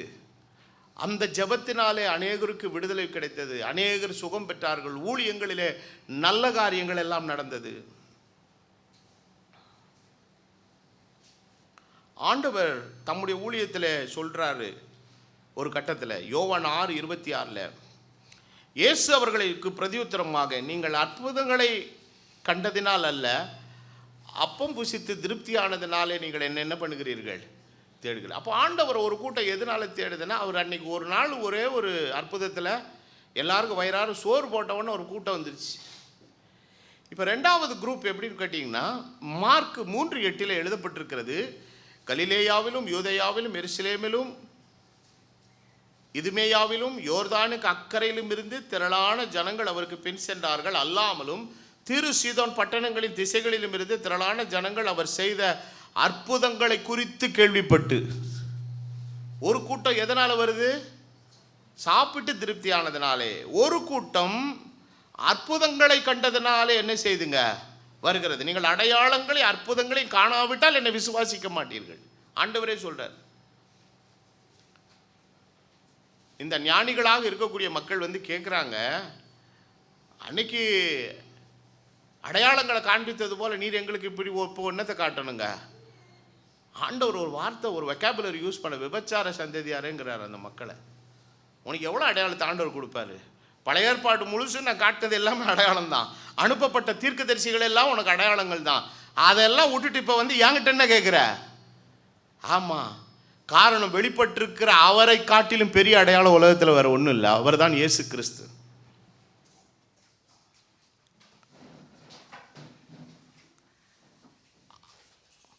அடுத்ததாக ஏசாயா தீர்க்கதரிசன புஸ்தகம் 43வது அதிகாரத்தில் 10வது வசனத்தில் வேத வசனம் இவ்விதமாய் சொல்லுகிறது, நானே அவரென்று நீங்கள் உணர்ந்து என்னை அறிந்து விசுவாசிக்கும்படிக்கும் நீங்கள் நான் தெரிந்து கொண்ட என் தாசனும் எனக்கு சாட்சிகளாய் இருக்கிறீர்கள் என்றும் கர்த்தர் சொல்லுகிறார்.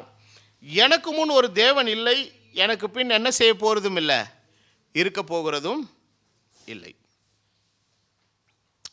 இப்போ ஆண்டவர் அந்த ஜென்யூனான ஃபெய்த்தை எதில் எதிர்பார்க்குறாருன்னு கேட்டிங்கன்னா, அப்போ இன்றைக்கி ஆவிக்குரிய உலகத்தில் ஒவ்வொரு கும்பல் ஒவ்வொரு விதமான எதெல்லாமே எதை மையப்படுத்தி இருக்குதுன்னா, சரீரப்பிரகாரமான காரியங்களை மையப்படுத்தி இருக்குது. அந்த இடத்துக்கு போனால் ஆண்டவர் எனக்கு என்ன செய்வார், அற்புதம் செய்வார். இங்கே போனால் என்னுடைய சரீர தேவைகள் சில விஷயங்கள் எனக்கு என்ன ஆகும், பூர்த்தி ஆகும். இந்த கண்ணோட்டத்தோடு போகிற மக்கள். இதில் 3வது குரூப்பு தான் ஜென்யூனான குரூப்பு. இந்த குரூப்புக்காக தான் கர்த்தர் வருகிறார். இவர்கள் எப்படி ஆண்டவர் சொல்கிறார்னா, இவங்களை எப்படி அட்ரஸ் பண்ணுறார் பாருங்க. யோவான் 4வது அதிகாரம் 41வது வசனம் விதமாய் சொல்லுகிறது, அப்பொழுது அவருடைய உபதேசத்தின் நிமித்தம் அநேகம் பேர் விசுவாசித்து, எல்லாரும் சொல்லுங்க, அநேகம் பேர் விசுவாசித்து இந்த ஸ்திரீயை நோக்கி, உன் சொல்லி நிமித்தம் அல்ல, அவருடைய உபதேசத்தை நாங்களே கேட்டு அவர் மெய்யாய் கிறிஸ்துவாகிய உலக இரட்சகர் என்று அறிந்து விசுவாசிக்கிறோம். ஹல்லேலூயா. அவர் மெய்யாகவே இரட்சகராகிய உலக இரட்சகர் என்று அறிந்து நாம் விசுவாசிக்கிறோம்.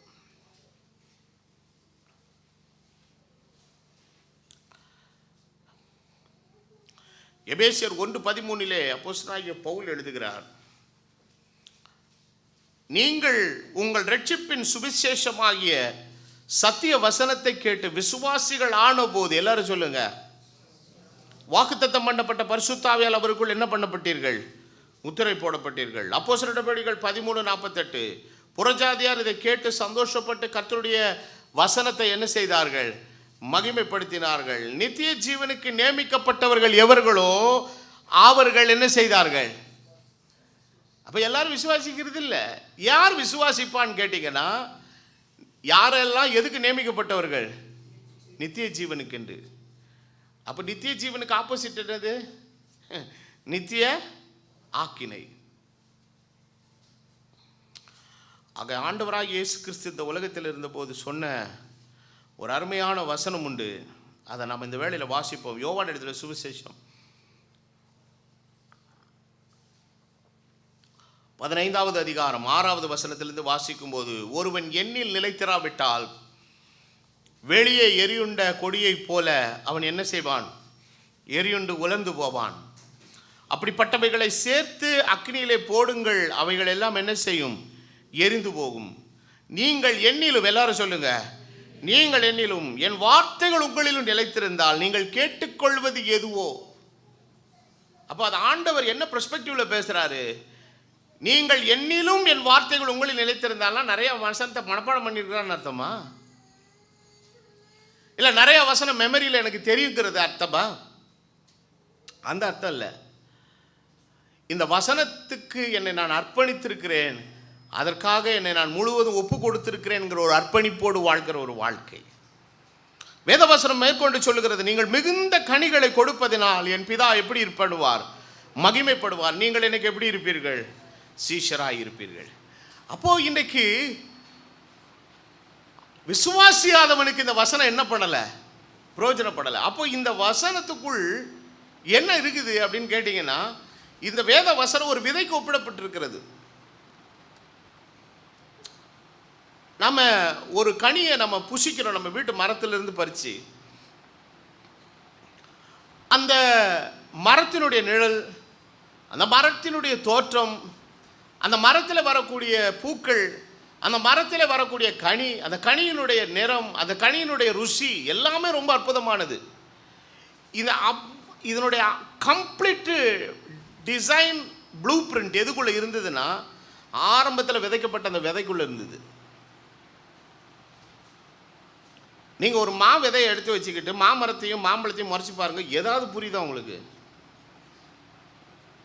ஒரு ஆப்பிள் மரத்துக்கிட்ட பக்கத்தில் நின்றுக்கிட்டு இந்த ஆப்பிள் விதையை நீங்கள் பார்த்தீங்கன்னா மிளகு மாதிரி தான் இருக்குது. அதை எடுத்து பாருங்கள், அந்த விதைக்கும் அந்த ஆப்பிளில் உள்ள ருசிக்கும் அந்த ஆப்பிளில் இருக்கக்கூடிய கலருக்கும் அந்த மரத்தினுடைய தோற்றத்துக்கும் ஏதாவது சம்மந்தம் இருக்குதா? ஒன்றுமே இல்லை. ஆனால் அதனுடைய தோற்றத்தினுடைய அத்தனை டேட்டா எதுக்குள்ளே தான் இருக்குதுங்க? அந்த சின்ன ஒரு விதைக்குள்ளே தான் இருக்குது. அப்போ இன்றைக்கு விதை ஒரு பாட்டிலில் போட்டு வச்சா அது ஒரு பிரயோஜனம் இல்லை. அதை விதைக்கப்படும் பொழுது அதற்குள் இருக்கிற ஜீவன் புறப்பட்டு வெளியே வருகிறது. இன்றைக்கு தேவனுடைய வார்த்தை ஆவியாயும் ஜீவனாயும் இருக்கிறது. இந்த விதைக்குள்ளே ஆண்டவர் ஒரு தோற்றத்தை வைத்திருக்கிறார், சாயலை வைத்திருக்கிறார், ருசியை வைத்திருக்கிறார், மனத்தை வைத்திருக்கிறார், கிருபையை வைத்திருக்கிறார், ஆசீர்வாதத்தை வைத்திருக்கிறார், அருளை வைத்திருக்கிறார், இரக்கத்தை வைத்திருக்கிறார், அபிஷேகத்தை வைத்திருக்கிறார், அபரிமிதமான ஆசீர்வாதத்தை வைத்திருக்கிறார். இந்த வார்த்தை எந்த மனிதனுடைய வாழ்க்கையில் விதைக்கப்படுகிறதோ அதற்குள் இருக்கக்கூடிய ஜீவன் புறப்பட்டு அது அவனுடைய ஜீவியத்தை அலங்காரமாய் அலங்கரித்து மாற்றக்கூடிய வல்லமை இருக்கிறது. இல்லாவிட்டால் வசனம் ஒன்றுக்கும் பிரயோஜனப்படலை. இதை தான் ஆண்டவர் எபிரேயரில் அழகாக எழுதுகிறார். அப்போ கிறிஸ்தவ வாழ்க்கையில் நமக்கு ஒரு இளைப்பாறுதல் ஆண்டவர் வச்சிருக்கிறார். வருத்தப்பட்டு பாரம் சுமக்கிறவர்களே, நீங்கள் எல்லாரும் என்னிடத்தில் வாருங்கள். நீங்கள் அப்பமல்லாததற்காகவும் திருப்தி செய்யாத பொருளுக்காகவும் நீங்கள் இவ்வளோ நாள் ஓடுறீங்க. அதனால் உங்களுக்கு ஒரு சாட்டிஸ்ஃபேக்ஷன் என்ன செய்யலைங்க? வரலை, வாங்க நான் சொல்கிறதெல்லாம் கொஞ்சம் கேளுங்க, அப்பொழுது உங்கள் ஆத்துமா எதுனா ஆகும், திருப்தி ஆகும்னு சொல்லி கூப்பிட்றாரு. அதாவது அந்த வசனத்தினுடைய ரெஃபரன்ஸை தான் ஆண்டவர் புதிய ஏற்பாட்டில் சொல்ல, வருத்தப்பட்டு பாரம் சுமக்கிறவர்களே நீங்கள் எல்லாரும் என்னிடத்தில் வாருங்கள், நான் உங்களுக்கு என்ன கொடுப்பேன். அப்போ இளைப்பாறுதல் என்று சொல்லப்படுகிறது என்னன்னா, the life with rest. Life with rest எப்படின்னா, வேலைக்கு போகாமல் தூங்குறது அந்த அர்த்தத்தில் அல்ல. என்னுடைய காரியங்களை எல்லாம் யார் இப்போ பொறுப்பெடுத்துக்கிட்டா? ஆமாம், இப்போ எனக்கு டென்ஷனே கிடையாது.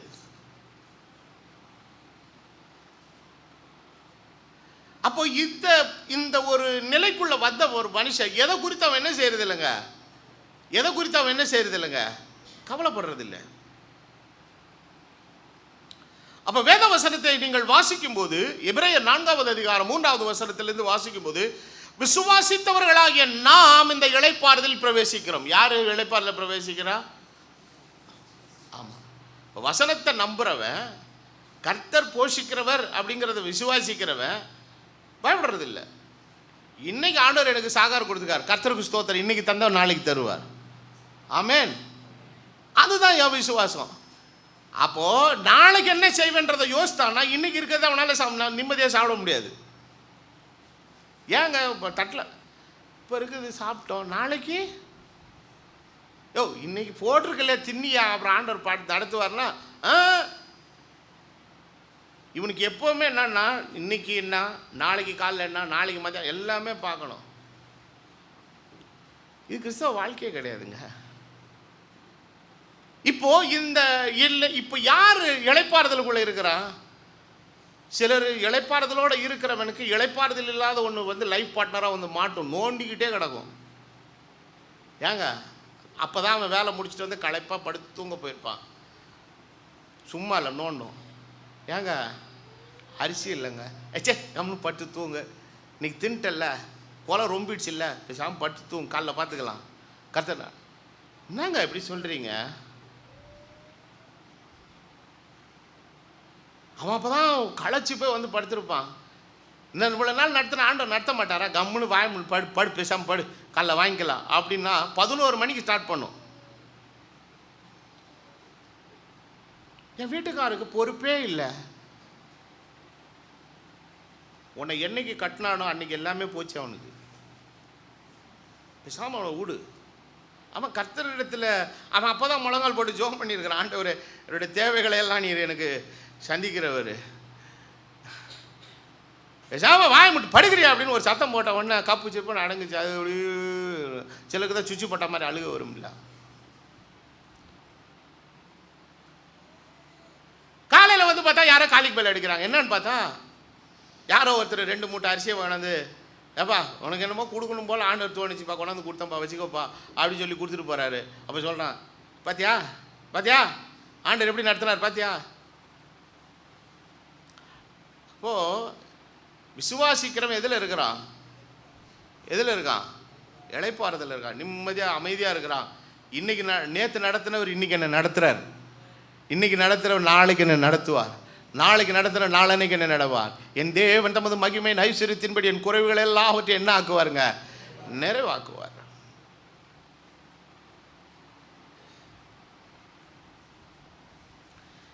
ஏன் ஆண்டவர் போர்ஷனாக கொடுக்குறாருன்னா, நான் கூட யோசித்தேன், இந்த மண்ணாவை டெய்லி கொடுத்தார்ல, இப்போ 6வது நாள் கொடுக்கும்போது டபுள் போர்ஷன் இது பண்ணாமல் இருந்துச்சுல்ல, எதுவும் ஆகாமல் கெட்டு போகாமல். அது மாதிரி 7 நாளைக்குரியதை கொடுத்துவிட்டு கெட்டு போகாமல் பண்ணியிருக்கலாம்ல. பண்ணோம்னா அவங்க இந்த பவுல்களை பிடிக்க முடியாது. அவன் டெய்லி காலையில் எந்திரிச்சு முழங்கால் போட்டு, பரமண்டலங்களில் இருக்கிற எங்கள் பிதாவே உம்முடைய நாமம் பரிசுத்தப்படுவதாக, உம்முடைய ராஜ்யம் வருவதாக, உம்முடைய சித்த பரலோகத்தில் செய்யப்படுவது போல பூமியில் செய்யப்படுவதாக, அன்றன்றுள்ள ஆகாரத்தை இன்று எங்களுக்கு தாரோன்னு ஜெபம் பண்ணோம். காலையில் எழுந்து 4 மணிக்கு. காரணம், இது எதுக்காக அப்படி செய்கிறேன்னா, தேவன் தான் என்னை போஷிக்கிறவர் என்றதற்கு நான் முழுவதும் நான் அவரை சார்ந்திருக்கிறேன்.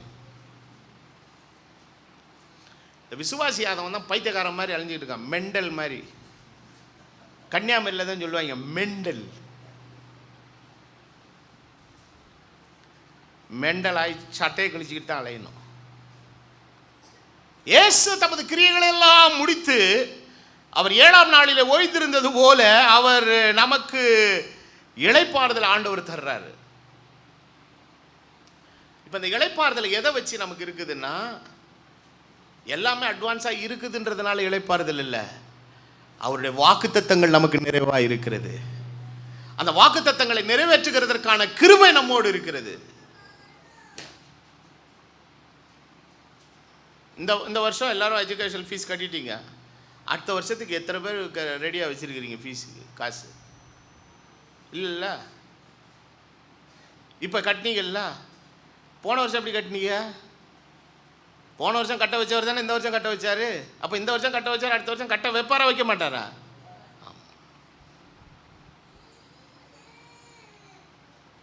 கர்த்தரை சார்ந்து வாழ்கிற வாழ்க்கை. அப்போ தேவனை விசுவாசித்தனா இந்த வசனம் அவனுக்கு பிரயோஜனப்படும். இப்போ இந்த நிலையில தான் ஆண்டவர் சொல்றாரு, இப்படி விசுவாசித்து நான் எப்படிப்பட்டவர் என்பதை என்ன பண்ணி பார்ப்பா, ருசிச்சு பாருங்கிறார். இந்த விசுவாசத்தினுடைய அந்த ஸ்பார்க் அவனுக்குள்ள வராம நீங்க என்னதான் சொன்னாலும் ஒன்றும் மண்டையில ஏறாது. அப்ப நம்மள என்ன தெரியுமா சொல்லுவான், அவருக்கு என்ன வந்துச்சு? நான் தான் அடிக்கடி சொல்லுவேன்ல, என் சீட்டில் நீ வந்து உட்காந்து பாரு, நீ 4 பேர் வச்சிருக்கிற குடும்பத்துக்கே இந்த ததிகன் தான் போட்டுனுக்கிற, இம்மாம் பெரிய கூட்டத்தை இழுத்துக்கின்னு போகிறதுக்கு நீ வந்து உட்காந்து பாருட, சீட்டில் உட்காந்து பாரு. அப்போ ஒரு நாள் மாதம் 28 29 ஆகும்போது பில்ஸாக வரும், அதுவாக வரும், ஊழியத்தில் தேவைகள்லாம் வரும். அப்போ தெரியும் உனக்கு, ஆஹா நான் எதை பற்றியும் என்னமோ தெரியல. நான் ஏற்கனவே சொல்லியிருக்கேன், இந்த பண விஷயத்தில் மாத்திரம் கடவுள் எனக்கு என்னவே கொடுக்கறதில்ல, டென்ஷனாக. கர்த்தர் மேலே எனக்கு அசைக்க முடியாத ஒரு அபரிதமான விசுவாசம். காரணம், எனக்கு என்னது தேவை என்பதை அறிந்திருக்கிற பரமபிதா. இன்னைக்கு பிரச்சனை என்னன்னா, இதை நிறைய ஊழியக்காரர்களுக்குள்ளே கொண்டு வர முடியல.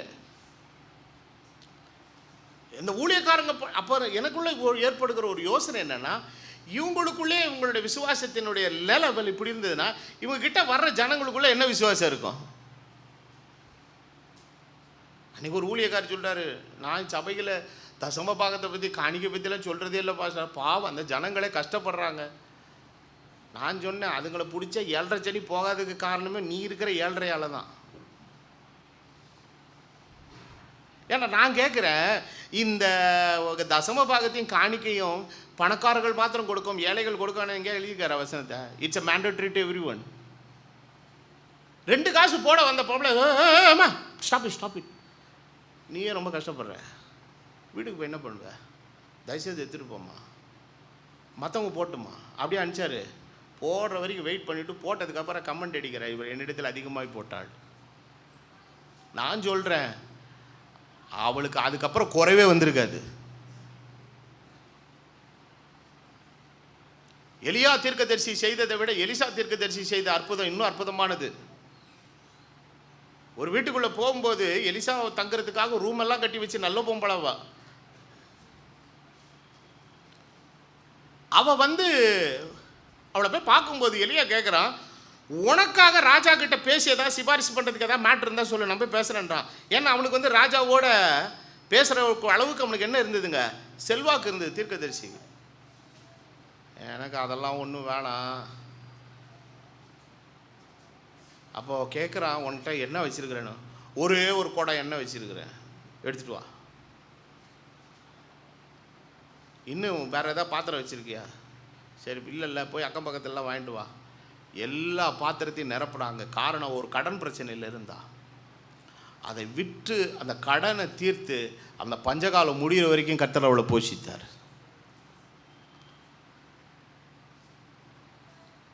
இளைப்பாறுதலில் பிரவேசி. சில பேர் லோன் வாங்கிறதுக்காக ஜெபம் எழுதி கொடுப்பான் பாருங்க. இதை போல் ஒரு அபத்தமான ஜெபம் நம்ம உலகத்தில் எதுவுமே தயவுசெய்து இங்கே கொண்டு வராதிங்க. உங்களை கையெடுத்து கும்புறேன், நீங்களே வீட்டுக்குள்ளே ஜெபம் பண்ணிக்கோங்க.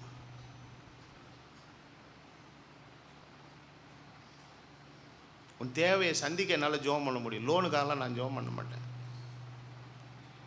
அப்புறம் எப்படி தான் பாஸ்டர் கர்த்தர் எப்படினாலும் செய்வார். நீ கிரகிக்க முடியாத, எண்ணி முடியாத அதிசயங்களை செய்கிற ஒரு ஆண்டவர்.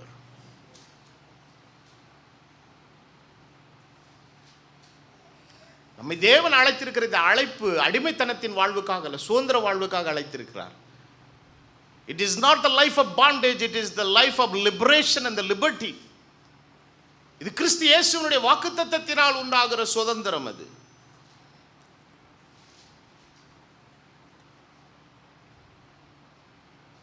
அப்போ ஆண்டவர் எப்படி சொல்றாரு? இப்போ இந்த விசுவாசம் நமக்குள்ள முதல்ல ஸ்டார்ட் ஆகணும். ரோமர் 10:16 வாசிக்கும் போது வசனம் விதமாக சொல்கிறது, ஆனாலும் சுவிசேஷத்துக்கு எல்லாரும் கீழ்ப்படியவில்லை. இதை குறித்து ஏசாயா தீர்க்கதரிசியை ஏற்கனவே சொல்லியிருக்கிறார். கர்த்தாவே, எங்கள் மூலமாய் கேள்விப்பட்டதை விசுவாசித்தவன் யார்? ஆதலால் விசுவாசம் கேள்வினால் வரும், கேள்வி கர்த்தருடைய வார்த்தையிலிருந்து வரும். அப்போ தேவனுடைய வசனம் நமக்குள்ள வரும்போது அதை முதல்ல கர்த்தருடைய வார்த்தையாக நம்ம ஏற்றுக்கொள்ளணும். வசனம் வரும்போது அதற்கு ஒரு அங்கீகாரமாக வாயை திறந்தா என்ன சொல்லணுங்க? ஆமென் என்று சொல்லணும். அவருடைய வாக்குத்தத்தங்கள் அனைத்தும் கிறிஸ்து இயேசுவுக்குள் ஆம் என்றும். அதுக்கு முந்தின வசனத்தை படிச்சீங்கன்னா பவுல் தன்னை பற்றி சொல்றாரு, என்கிட்ட 2 இருக்குது, ஆம் என்பதும் இல்லை என்பதும் மாறி மாறி இருக்குது. ஆனால் அவர்கிட்ட அப்படிலாம் கிடையாது. அவருடைய வாக்குத்தத்தங்கள் அனைத்தும் கிறிஸ்து இயேசுவுக்குள் ஆம் என்றும் ஆமென் என்றும் இருக்கிறது. அப்போ இந்த வசனம் நமக்குள்ள வந்து விசுவாசம் வரும்போது, இந்த விசுவாசம் எப்போ நமக்குள்ள பலன் தரும்னா, வெறும் உள்ளான நிலையில் உள்ள விசுவாசமாக இருந்ததுனால ஒரு பிரயோஜனமும் இல்லை. இந்த விசுவாசம் அடுத்து நம்முடைய கிரியையில் என்ன செய்யணுங்க? வெளிப்படணும். யாக்கோபு 2வது அதிகாரம் 14வது வசனத்தை வசனம் என்ன சொல்லுகிறது? யாக்கோபு 2:18, ஒருவன் உனக்கு விசுவாசம் உண்டு, கிரியைகள் உண்டு, கிரியைகள் இல்லாமல் உன் விசுவாசத்தை எனக்கு காண்பி, நான் என் விசுவாசத்தை என் கிரியையினால உனக்கு என்ன செய்வேன்? இப்போ ரெண்டு ஆள் இருக்கிறான். ஒருத்தன் சொல்றான் எனக்கு என்ன உண்டு? விசுவாசம் உண்டு. இன்னொருத்தன் சொல்றான் எனக்கு விசுவாசம் இருக்குது, அந்த விசுவாசத்தை சும்மா நம்பிக்கையா இருதயத்தில் வச்சுக்க மாட்டேன், அதை நான் எதில் வெளிப்படுத்துவேங்கிறான்? செயலில் வெளிப்படுத்துவேங்கிறான். இதில் யார் ரொம்ப கிரேட்டு? கிரியில வெளிப்படுத்துறவன். வேதவசனம் சொல்லுகிறது, தேவன் ஒருவர் உண்டென்று விசுவாசிக்கிறாய், அப்படி செய்கிறது நல்லது. எதுவும் நடுங்குது? பிசாசுகளை. பிசாசு நம்பும், ஆனால் நம்புறதை எதுவும் என்ன பண்ணாது? செய்யாது. சரியா சொல்லணும்னா அது சொல்கிறான், இந்த ராஜ்யமெல்லாம் எனக்கு என்ன பண்ணப்பட்டிருக்குது? கொடுக்கப்பட்டிருக்குது. அவன் நினச்சான்னா நிறைய தசம் அவன் கொடுக்கலாம், திட்டுப்பேன் கொடுக்க மாட்டான். அவன் வந்து கொடுக்குறவன் இல்லை, இருக்கிறத புடுங்குறவன். திருடன் திருடவும் கொல்லவும் அழிக்கவும் வரா. அவனுக்கு சில பேர்லாம் கொடுக்கலாம். 1ஆம் நம்பர் புறம்போக்கு, 1ஆம் நம்பர் கஞ்ச பிசினாரி, எச்சக்கையால் என்ன ஓட்டாதவன், காக்கா ஓட்டாதவன் யாரு? பிசாசு. நம்முடைய தேவன் ஏராளமும் தாராளமும் ஆன தேவன். இப்போ இந்த விசுவாசத்தை நம்ம எதில் கொண்டு வரணும்? கிரியையில் கொண்டு வரணும்னா இதுக்கு ஒரு பிராக்டிஸ் தேவை. we need the practice. விசுவாசத்துக்கு ஒரு அபியாசம் தேவை.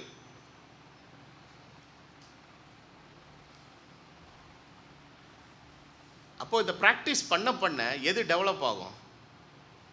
விசுவாசம் டெவலப் ஆகும். விசுவாசம் டெவலப் ஆகும். எதுக்கு ஜாஸ்தி ஆகும்?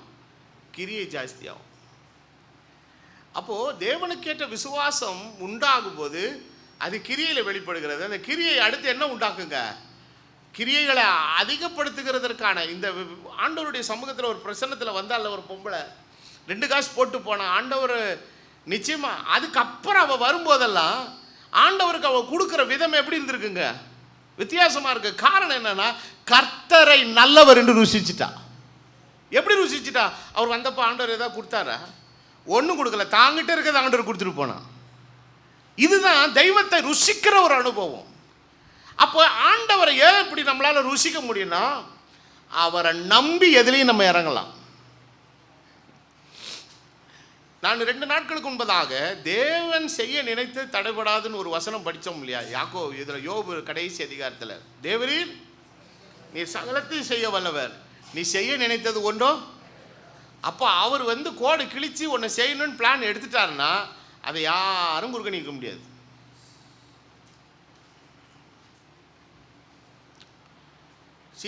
வேதத்தில் 2 நியாய தீர்ப்பு நடந்தது. நோவா காலத்தில் நடந்த நியாய தீர்ப்புக்கு அவனுடைய ஃபுல் குடும்ப சப்போர்ட்டு யார்? நோவாவும் அவன் குடும்பமும். ஆனால் லோத்தின் நாட்களிலே நடந்தபோது ஃபேமிலி என்ன பண்ணலை, அவனுக்கு சப்போர்ட் பண்ணலை. அதுகளால தான் இவன் டிலே பண்ணிக்கிட்டு இருந்தான். வேதம் சொல்லுகிறது அவன் தாமதித்து கொண்டிருந்த போது. அப்போ ஆபிரகாம் கூட வக்காலத்து வாங்கினது யார் நிமித்தம் வக்காலத்து வாங்கினான்னா, அவனுக்கு மிஸ்ஸஸ் லோத்தை பற்றியோ டாட்டர்ஸ் ஆஃப் லோத்தை பற்றியெல்லாம் அவனுக்கு கவலை இல்லை. அவனுக்கு லோத்து மேலே தான் ஆசை. ஏன்னா நம்ம பங்காளி ஏதாவது ஆயிடக்கூடாதுன்னு சொல்லி முறையிட்டு ஜோம் பண்ணி பார்க்குறான். ஆனால் கடைசியில் ஆண்டவர் ஒரே ஒரு விஷயத்தில் அவனுக்கு ஸ்பேர் பண்ணுறாரு. His delay was because of the family. இன்னைக்கு உங்கள் எல்லாருக்கும் கர்த்தருடைய வார்த்தையை கொண்டு எச்சரிக்கிறேன். உங்கள் குடும்பத்தில் தேவ சித்தம் நிறைவேறணுங்கிற நிலை வந்ததுன்னா கர்த்தர் எந்த லெவலுக்கும் போவார். இன்னும் நான் ஒரு ஸ்டேட்மெண்ட் சொல்கிறேன், it may be a shocking to you. கர்த்தர் உங்களை சீனை விட்டு தூக்குவார். அவர் செய்ய நினச்சிட்டாருன்னா அதான் நடக்கும்.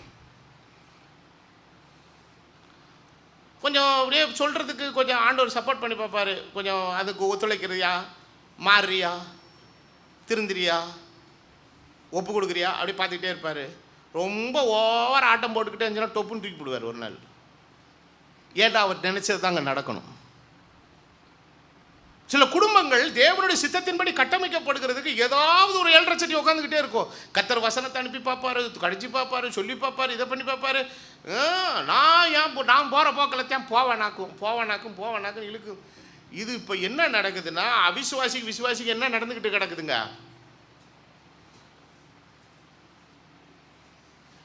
ஒன்றும் தேவனுடைய சித்தத்தினுடைய எஸ்டாப்ளிஷ்மெண்ட் அங்கே நடக்காமல் இங்கே 2 ஃபோர்ஸ் உள்ளுக்குள்ளார கடந்துட்டு கிருப போராடிக்கிட்டு கிடக்குது. கர்த்தர் பார்க்குறாரு, இவங்களை நான் தானே படைத்தேன், இவங்களை நான் தானே மீட்டு கொண்டேன், இவங்க வாழ்க்கையில் ஏன் சித்தம் நிறைவேறாதுக்கு இந்த ஒரு ஆள் தானே உட்காந்துக்கிட்டு சனி மாதிரி உட்காந்துருக்கான், தூக்கடான்னு தூக்கிடுறாரு. அவ்வளோதான். என்னுடைய 58 வருஷ வாழ்க்கையில் 56 வருஷ வாழ்க்கையில் இந்த ஊழியத்தில் நான் கண்ட காட்சி, சில ஆட்கள் போனதுக்கப்புறம் தான் குடும்பமே தலைச்சிது. I am very sorry for the statement. தூக்கிட்டார். ஏன்னா அந்த இடத்துல தேவ சித்தத்தின்படி அந்த குடும்பம் கட்டப்படுகிறதுக்கு இதுங்க என்னவே பண்ணலை. இந்த பாயிண்டில் கம்மினி ஆகிட்டீங்க பார்த்தீங்களா? ஒன்றும் இப்போ பிரச்சனை. இப்போ உசுரோட தான் இருக்கிற, பல்ஸ் எல்லாம் கரெக்டாக தான் வேலை செய்யுது. இப்பயே செய்தி முடியறதுக்கு முன்னாடி ஆண்டவருக்கு ஒப்பு கொடுத்துட்டு போ, உன்னை கர்த்தர் தீர்க்காயசாக கொடுத்து வச்சுருப்பார். ரொம்ப ஆட்டம் போட்டுக்கிட்டே இருந்தால் என்ன தான் பண்ணுவார் அவர்? அப்போ தேவ சித்தம் நிறைவேறணும். அன்னைக்கு நோவாவுனுடைய ஊழியத்தில் வைஃப் ஏதாவது இடைஞ்சல் பண்ணி தூக்கியிருப்பார். அன்னைக்கு பிள்ளைங்களோ மருமக்களை ஏதாவது ஒரு இடைஞ்சல் பண்ணிச்சுன்னு தூக்கியிருப்பார் ஆண்டவர். ஆனால் அத்தனை பேரையும் ஸ்பேர் பண்ணார். காரணம் என்னவென்றால், நோவாவோடு அவர்கள் இசைந்த ஆத்துமாக்களாய் தேவ சித்தத்துக்கு தங்களை ஒப்பு கொடுத்தார்கள். காரணம், நோவாவுக்கு தேவன் அருளின வார்த்தையை யார் விசுவாசித்தபடினாலே, குடும்பம் அனைத்து விசுவாசித்தபடினாலே எல்லாரும் பேழைக்குள்ள பிரவேசித்தார். இப்போ விசுவாசம் நம்மளை கிரியைக்குள்ளே கொண்டு வரணும். அந்த கிரியைக்கு என்ன தேவைன்னா ஒரு ப்ராக்டிஸ் நமக்கு தேவை. அப்போ விசுவாச விஷயத்தில் நமக்கு பழகிட்டோன்னா என்ன வந்துடும்னா, கர்த்தர் எவ்வளோ நல்லவர் என்கிறத ருசிக்கக்கூடிய அந்த ஒரு கான்ஃபிடென்ஸ் நமக்குள்ளே என்ன செய்யுங்க வந்துடும். அப்போஸ்தலனாகிய பவுல் 2 வசனத்தில் உங்களை எதற்காக ஒப்பு கொடுக்குறேன்னு சொல்கிறார். வாசிப்போம். 10 அப்போஸ்தலர் நடபடிகள் புஸ்தகம் 20வது அதிகாரம் 32வது வசனத்தில் வாசிப்போம். அப்பொழுது சகோதரரே, நீங்கள் பக்தி விருத்தி அடையவும் பரிசுத்தமாக்கப்பட்ட அனைவருக்குள்ள உங்கள் சுதந்திரத்தை கொடுக்கும் வல்லவராய் இருக்கிற தேவனுக்கும் அவருடைய கிருபையுள்ள வசனத்திற்கும் உங்களை என்ன செய்கிற ஒப்பு கொடுக்குறேன். 2வது 2 கொரிந்தியர் 11:2, நான் உங்களை கற்புள்ள கன்னிகையாக கிறிஸ்து என்கிற ஒரே புருஷனுக்கு என்ன செய்தபடினாலே ஒப்பு கொடுத்தபடினாலே. இப்போ தேவனுடைய பிரசன்னத்தில் வந்திருக்கிற நாம் கர்த்தருடைய நன்மைகளை ருசிக்கிறதை விட கர்த்தர் நல்லவர் என்பதை ருசிக்கணுங்க. அதுக்கு தேவை என்னவென்றால் விசுவாசமும் விசுவாசத்தினால் உண்டாகிற கிரியையும். அப்போ இன்றைக்கி அந்த கிரியை இல்லாத விசுவாசம் எப்படிப்பட்டதாக இருக்குதுங்க? செத்ததாக இருக்குது. இந்த நிலைமையில் இருக்கிறதுனால தான் எவ்வளவு பிரசங்கம் பண்ணியும் ஒரே நிலத்தில் 2 செடிக்கும் பிரயாசப்படுறாங்க, 2க்கும் தண்ணீர் ஊற்றுறாங்க, 2க்கும் உரமிடுகிறார்கள். ஆண்டவரே சொல்கிறாரு, இந்த தோட்டத்தில் எல்லாத்துக்கும் தானேப்பா தண்ணி ஊற்றினேன், இதுக்கும் தானே தண்ணி ஊற்றினேன், ஆனால் இதில் நான் கனிகளை தேடுற என்னவே தெரியலையே. கனிகளே தெரியலையே. அப்போ ஏன் இன்னைக்கு பிரச்சனை என்னன்னா, அவர்கள் கேட்கும் பொழுது எப்படி கேட்கறதுனால விசுவாசம் இல்லாமல் கேட்டபடியால் கேட்ட வசனம் அவர்களுக்கு என்ன படலை, பிரயோஜனப்படலை. அப்போ ஆண்டவர் சொல்றார், பிரயோஜனமா இருக்கிறவைகளை நான் உனக்கு போதித்து. You are called for the profitable life. ஒரு லாபகரமான வாழ்வுக்காக நீ அழைக்கப்பட்டவன்.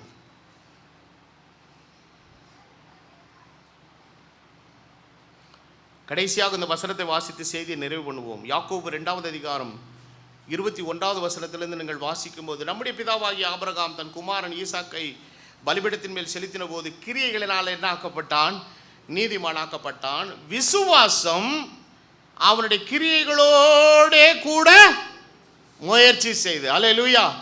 அப்ப செய்யும் போது எப்படி செய்யறான், நான் செய்யறது கர்த்தருக்கான கிரியை, இதை ஆண்டவர் செய்யும்படி சொல்லி இருக்கிறார்.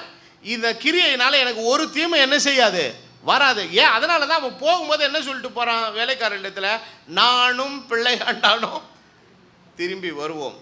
அவனுக்குள்ள இந்த 2 கான்ஃபிடன்ஸ் என்னன்னா, ஒன்று கர்த்தர் இவனு மேலே தான், இவனை குறித்து தான் என்ன பண்ணியிருக்கிறாரு, வாக்குத்தத்தம் கொடுத்துருக்காரு. இவனை கொண்டு எதை பெருக பண்ணுவேன், உன் சந்ததியை பெறுவேன். அப்போ எப்படி ஆண்டவர் இந்த பிள்ளையை எடுப்பாரு, அப்படியே எடுத்தாலும் மறுபடியும் எனக்கு என்னவா கொடுப்பாரு, உசுரோட கொடுப்பாருங்கிறத நம்பணும். அதுதாங்க விசுவாசம். அப்போ அந்த விசுவாசத்தில் அவனோட உறுதியாக இருந்ததுனால அவன் கிரியை செய்ய வேண்டிய அந்த செயல்படுத்துதலில் அவனை எதுவுமே தடுக்க முடியல, நிறுத்த முடியல. ஆபிரகாம் தேவனை விசுவாசித்தான், அது அவனுக்கு நீதியாக எண்ணப்பட்டது என்கிற வேத வாக்கியம் நிறைவேறும். அவன் தேவனுக்கு என்ன என்று அழைக்கப்பட்டான், சிநேகிதன் என்று அழைக்கப்பட்டான். கடைசியில் யாக்கோபு தன் நிருபத்தில் எழுதுகிறார் 25வது வசனத்தில், ராகாப் என்னும் வேசி தூதர்களை என்ன செய்து ஏற்றுக்கொண்டு, அவ 10 வாதைகளை பார்க்கல, செங்கடல் திறந்ததை பார்க்கல, மண்ணாவை பார்க்கல, மேகஸ்தம்பம் அக்னி ஸ்தம்பம் இதெல்லாம் அவ பார்க்கல. ஏதோ ஒன்று நடக்குதுங்கிறத மாத்திரம் என்ன பண்ணிக்கிட்டே இருந்தான், கேள்விப்பட்டுக்கிட்டே இருந்தான். யாரோ ஒருத்தர் நியூஸ் கொடுத்துக்கிட்டே இருந்தாங்க. கேட்க கேட்க அவளுக்குள்ள என்ன வந்துச்சு, விசுவாசம் வந்தது. அந்த விசுவாசம் என்ன பண்ணுதுன்னா வீட்டு சூழ்நிலை கம்ப்ளீட்டாக மாற்றுது. அவளுக்குள்ள ஒரு மனமாற்றம். நான் இவ்வளோ நாள் வேசித்தனம் பண்ணுறேன், இந்த பாவத்தை நான் இனிமேல் செய்ய மாட்டேன். நான் நினைக்கிறேன் சீனாய் மலையில் கர்த்தர் கொடுத்த வார்த்தையில் கட்டளையில் ஒன்று, விபச்சாரம் செய்யாதிருப்பாயா, கேள்விப்பட்டிருப்பான்னு நினைக்கிறேன். இங்கே வர்றதுக்குள்ளேயே கம்ப்ளீட்டாக எதுவே மாறி இருக்குதுங்க, சூழ்நிலையே மாறினது. இவ மாறினது மாத்திரமல்ல, தன் வீட்டாரோடு கூட சேதமாகாதிருந்தாள். நான் உன்னிப்பாக கவனித்த ஒரு விஷயம் என்னவென்றால், வீடு எரிகோ பட்டணத்துக்குள்ளே இல்லை, எரிகோ பட்டணத்தினோட அலங்கத்து மேலே இருந்தது. அன்னைக்கு எரிகோ பட்டணம் விழுந்த போது, பட்டணம் விழுகிறதுக்கு முன்னாடி எதுதான் விழுந்ததுங்க, அலங்கம் தான் விழுந்தது. ஆனால் வேதத்தில் எழுதப்பட்டிருக்கிறது, அவள் வீடு இருந்த அந்த பகுதி மாத்திரம் கீழே விழல. விழுந்திருந்தா அவளும் செத்து போயிருப்பா. விசுவாசம் மற்றவைகள் எல்லாம் இடிந்து போனாலும் அவள் குடியிருந்த பாகத்தை விழாதபடி காத்து கொண்டது. வேதம் வசனம் சொல்லுகிறது, ஆவி இல்லாத சரீரம் எப்படிப்பட்டதாக இருக்கிறது, செத்ததாக இருக்கிறது. அதுபோலவே கிரியை இல்லாத விசுவாசம் எப்படிப்பட்டதாக இருக்கும், செத்ததாக இருக்கும். அப்போ இன்றைக்கி நம்முடைய விசுவாச ஜீவியத்தில் we must come to the practice of faith. அதை ஒன்றை வச்சு தான் நம்ம எதை கண்டுபிடிக்க முடியும், கர்த்தருடைய எவ்வளவு. அதான் ஆண்டவர் சொன்னார், கண்டு விசுவாசிப்பது என்னவே இல்லை, காணாதிருந்து. விசுவாசத்தினுடைய ஃபார்முலாவே இதுதான். இது நம்பப்படுகிறவைகளின் உறுதியும் காணப்படாதவைகளின் நிச்சயமாக இருக்கிறது. இப்போ நம்ம எல்லாமே எப்படின்னா, வாழ்க்கையில் எல்லாம் ரெடி பண்ணிட்டு தாங்க செய்யணும். என்ன பண்ணி செய்யணும், ரெடி பண்ணிட்டு தான் செய்யணும். சரி, 5 லட்சத்துக்கு வீடு கட்ட போறீங்க, கையில் 50,000 தான் இருக்குது. நீ என்னைக்கு ரெடி பண்ணுறது, என்னைக்கு வீடு கட்டுறது? என்ன பண்ணுறான், உட்காந்து ரொம்ப அறிவாளி மாதிரி, இன்னொரு 2 வருஷம் போட்டுரும், நான் 5 லட்சம் சேர்த்துட்டு கட்டுறேன். 5 தாண்டி போன உடனே அதுக்குள்ளே கன்ஸ்ட்ரக்ஷன் வேல்யூ இன்னும் 7 லட்சம் தாண்டி போயிடுச்சு. மணி வேல்யூவும் டவுன் ஆச்சு, கன்ஸ்ட்ரக்ஷன் காஸ்ட் என்ன செஞ்சிருச்சு, இன்க்ரீஸ் ஆகிடுச்சு. அருமையான கர்த்தருடைய பிள்ளைய, நீ விசுவாசத்தில் எடுத்து காலடி எடுத்து வச்சு. அதனால தான் ஆண்டவர் என்ன பண்ணார்னா, செங்கடலை திறந்துட்டு நடக்க சொன்னார். யோர்தான் அவர் திறக்க மாட்டேன்ட்டார். எங்கேயா திறக்க சொன்னார் ஆண்டவர்? ஹலோ, இருக்கீங்களா? செங்கடலை திறந்தார். திறந்த உடனே போய் பாடு. அப்புறம் பார்த்தீங்கன்னா மீரியாம் ஒரே டேம்பரின்லாம் அடித்து பாட்டெல்லாம் பாடிட்டாங்க. கர்த்தர் ரட்சித்தார், பார்வோனை குழிக்குள்ளே தள்ளினார், ஒரு தனி பாட்டே இருக்கும்.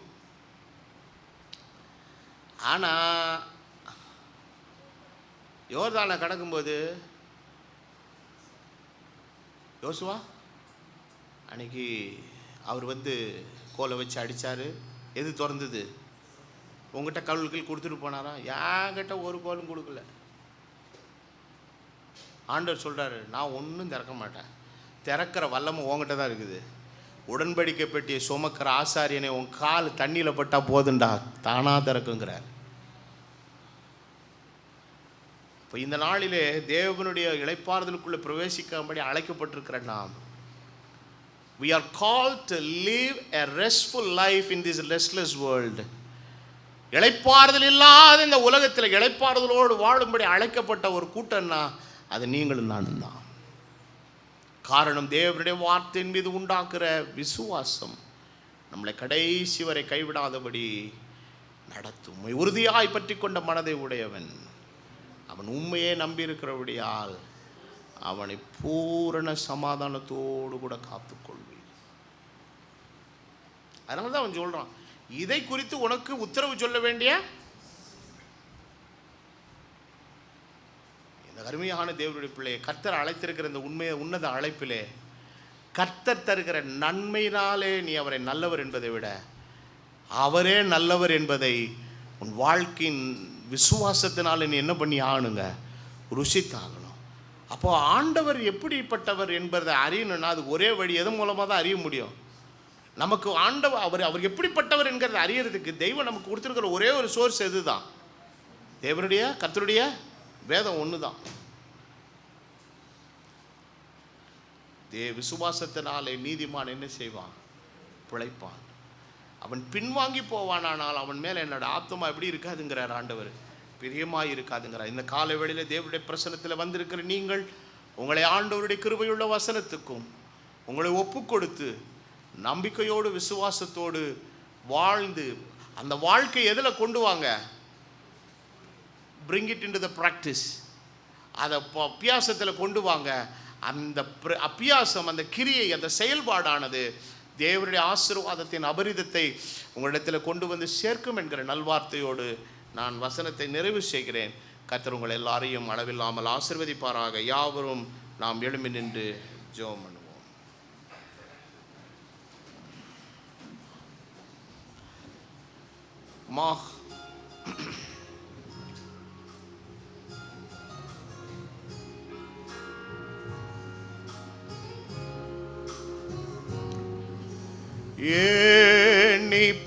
நீ பெற்ற பாக்கியங்கள், கர்த்தர் செய்த நன்மைகள் யாவும் ஆசீர்வாதம் என்ன ஒவ்வொன்றாய் கர்த்தர் செய்த யாவும் எப்பை தரும். நீ பெற்ற பாக்கியங்கள், கர்த்தர் செய்த நன்மைகள் யாவும் ஆசீர்வாதம் என்ன ஒவ்வொன்றாய் கர்த்தர் செய்த யாவும் எப்பை தரும். துன்பம் உன்னை சூழ்ந்தல கழித்தாலும் இன்பம் இழந்தேன் என்றெண்ணி சோர்ந்தாலும் எண்ணிப்பார் நீ பெற்ற பேராசை கர்த்தர் செய்த யாவும் வியப்பை தரும். எத்தனை பேர் விசுவாசிக்கிறீங்க? எண்ணிப்பார் நீ பெற்ற கர்த்தர் உனக்கு கடந்த நாள் எவ்வளவு நன்மைகளை செய்திருக்கிறார். அவர் இனிமேலும் அவர் செய்ய வல்லவர். அவர் வார்த்தையில உண்மையுள்ள தெய்வம். என்ன ஒவ்வொன்றாய் கர்த்தர் செய்த யாவும் எப்பை தரும். ஏனி பாக்கியங்கள் கர்த்தர் செய்த மைகள் யாவும் ஆசீர்வாதம்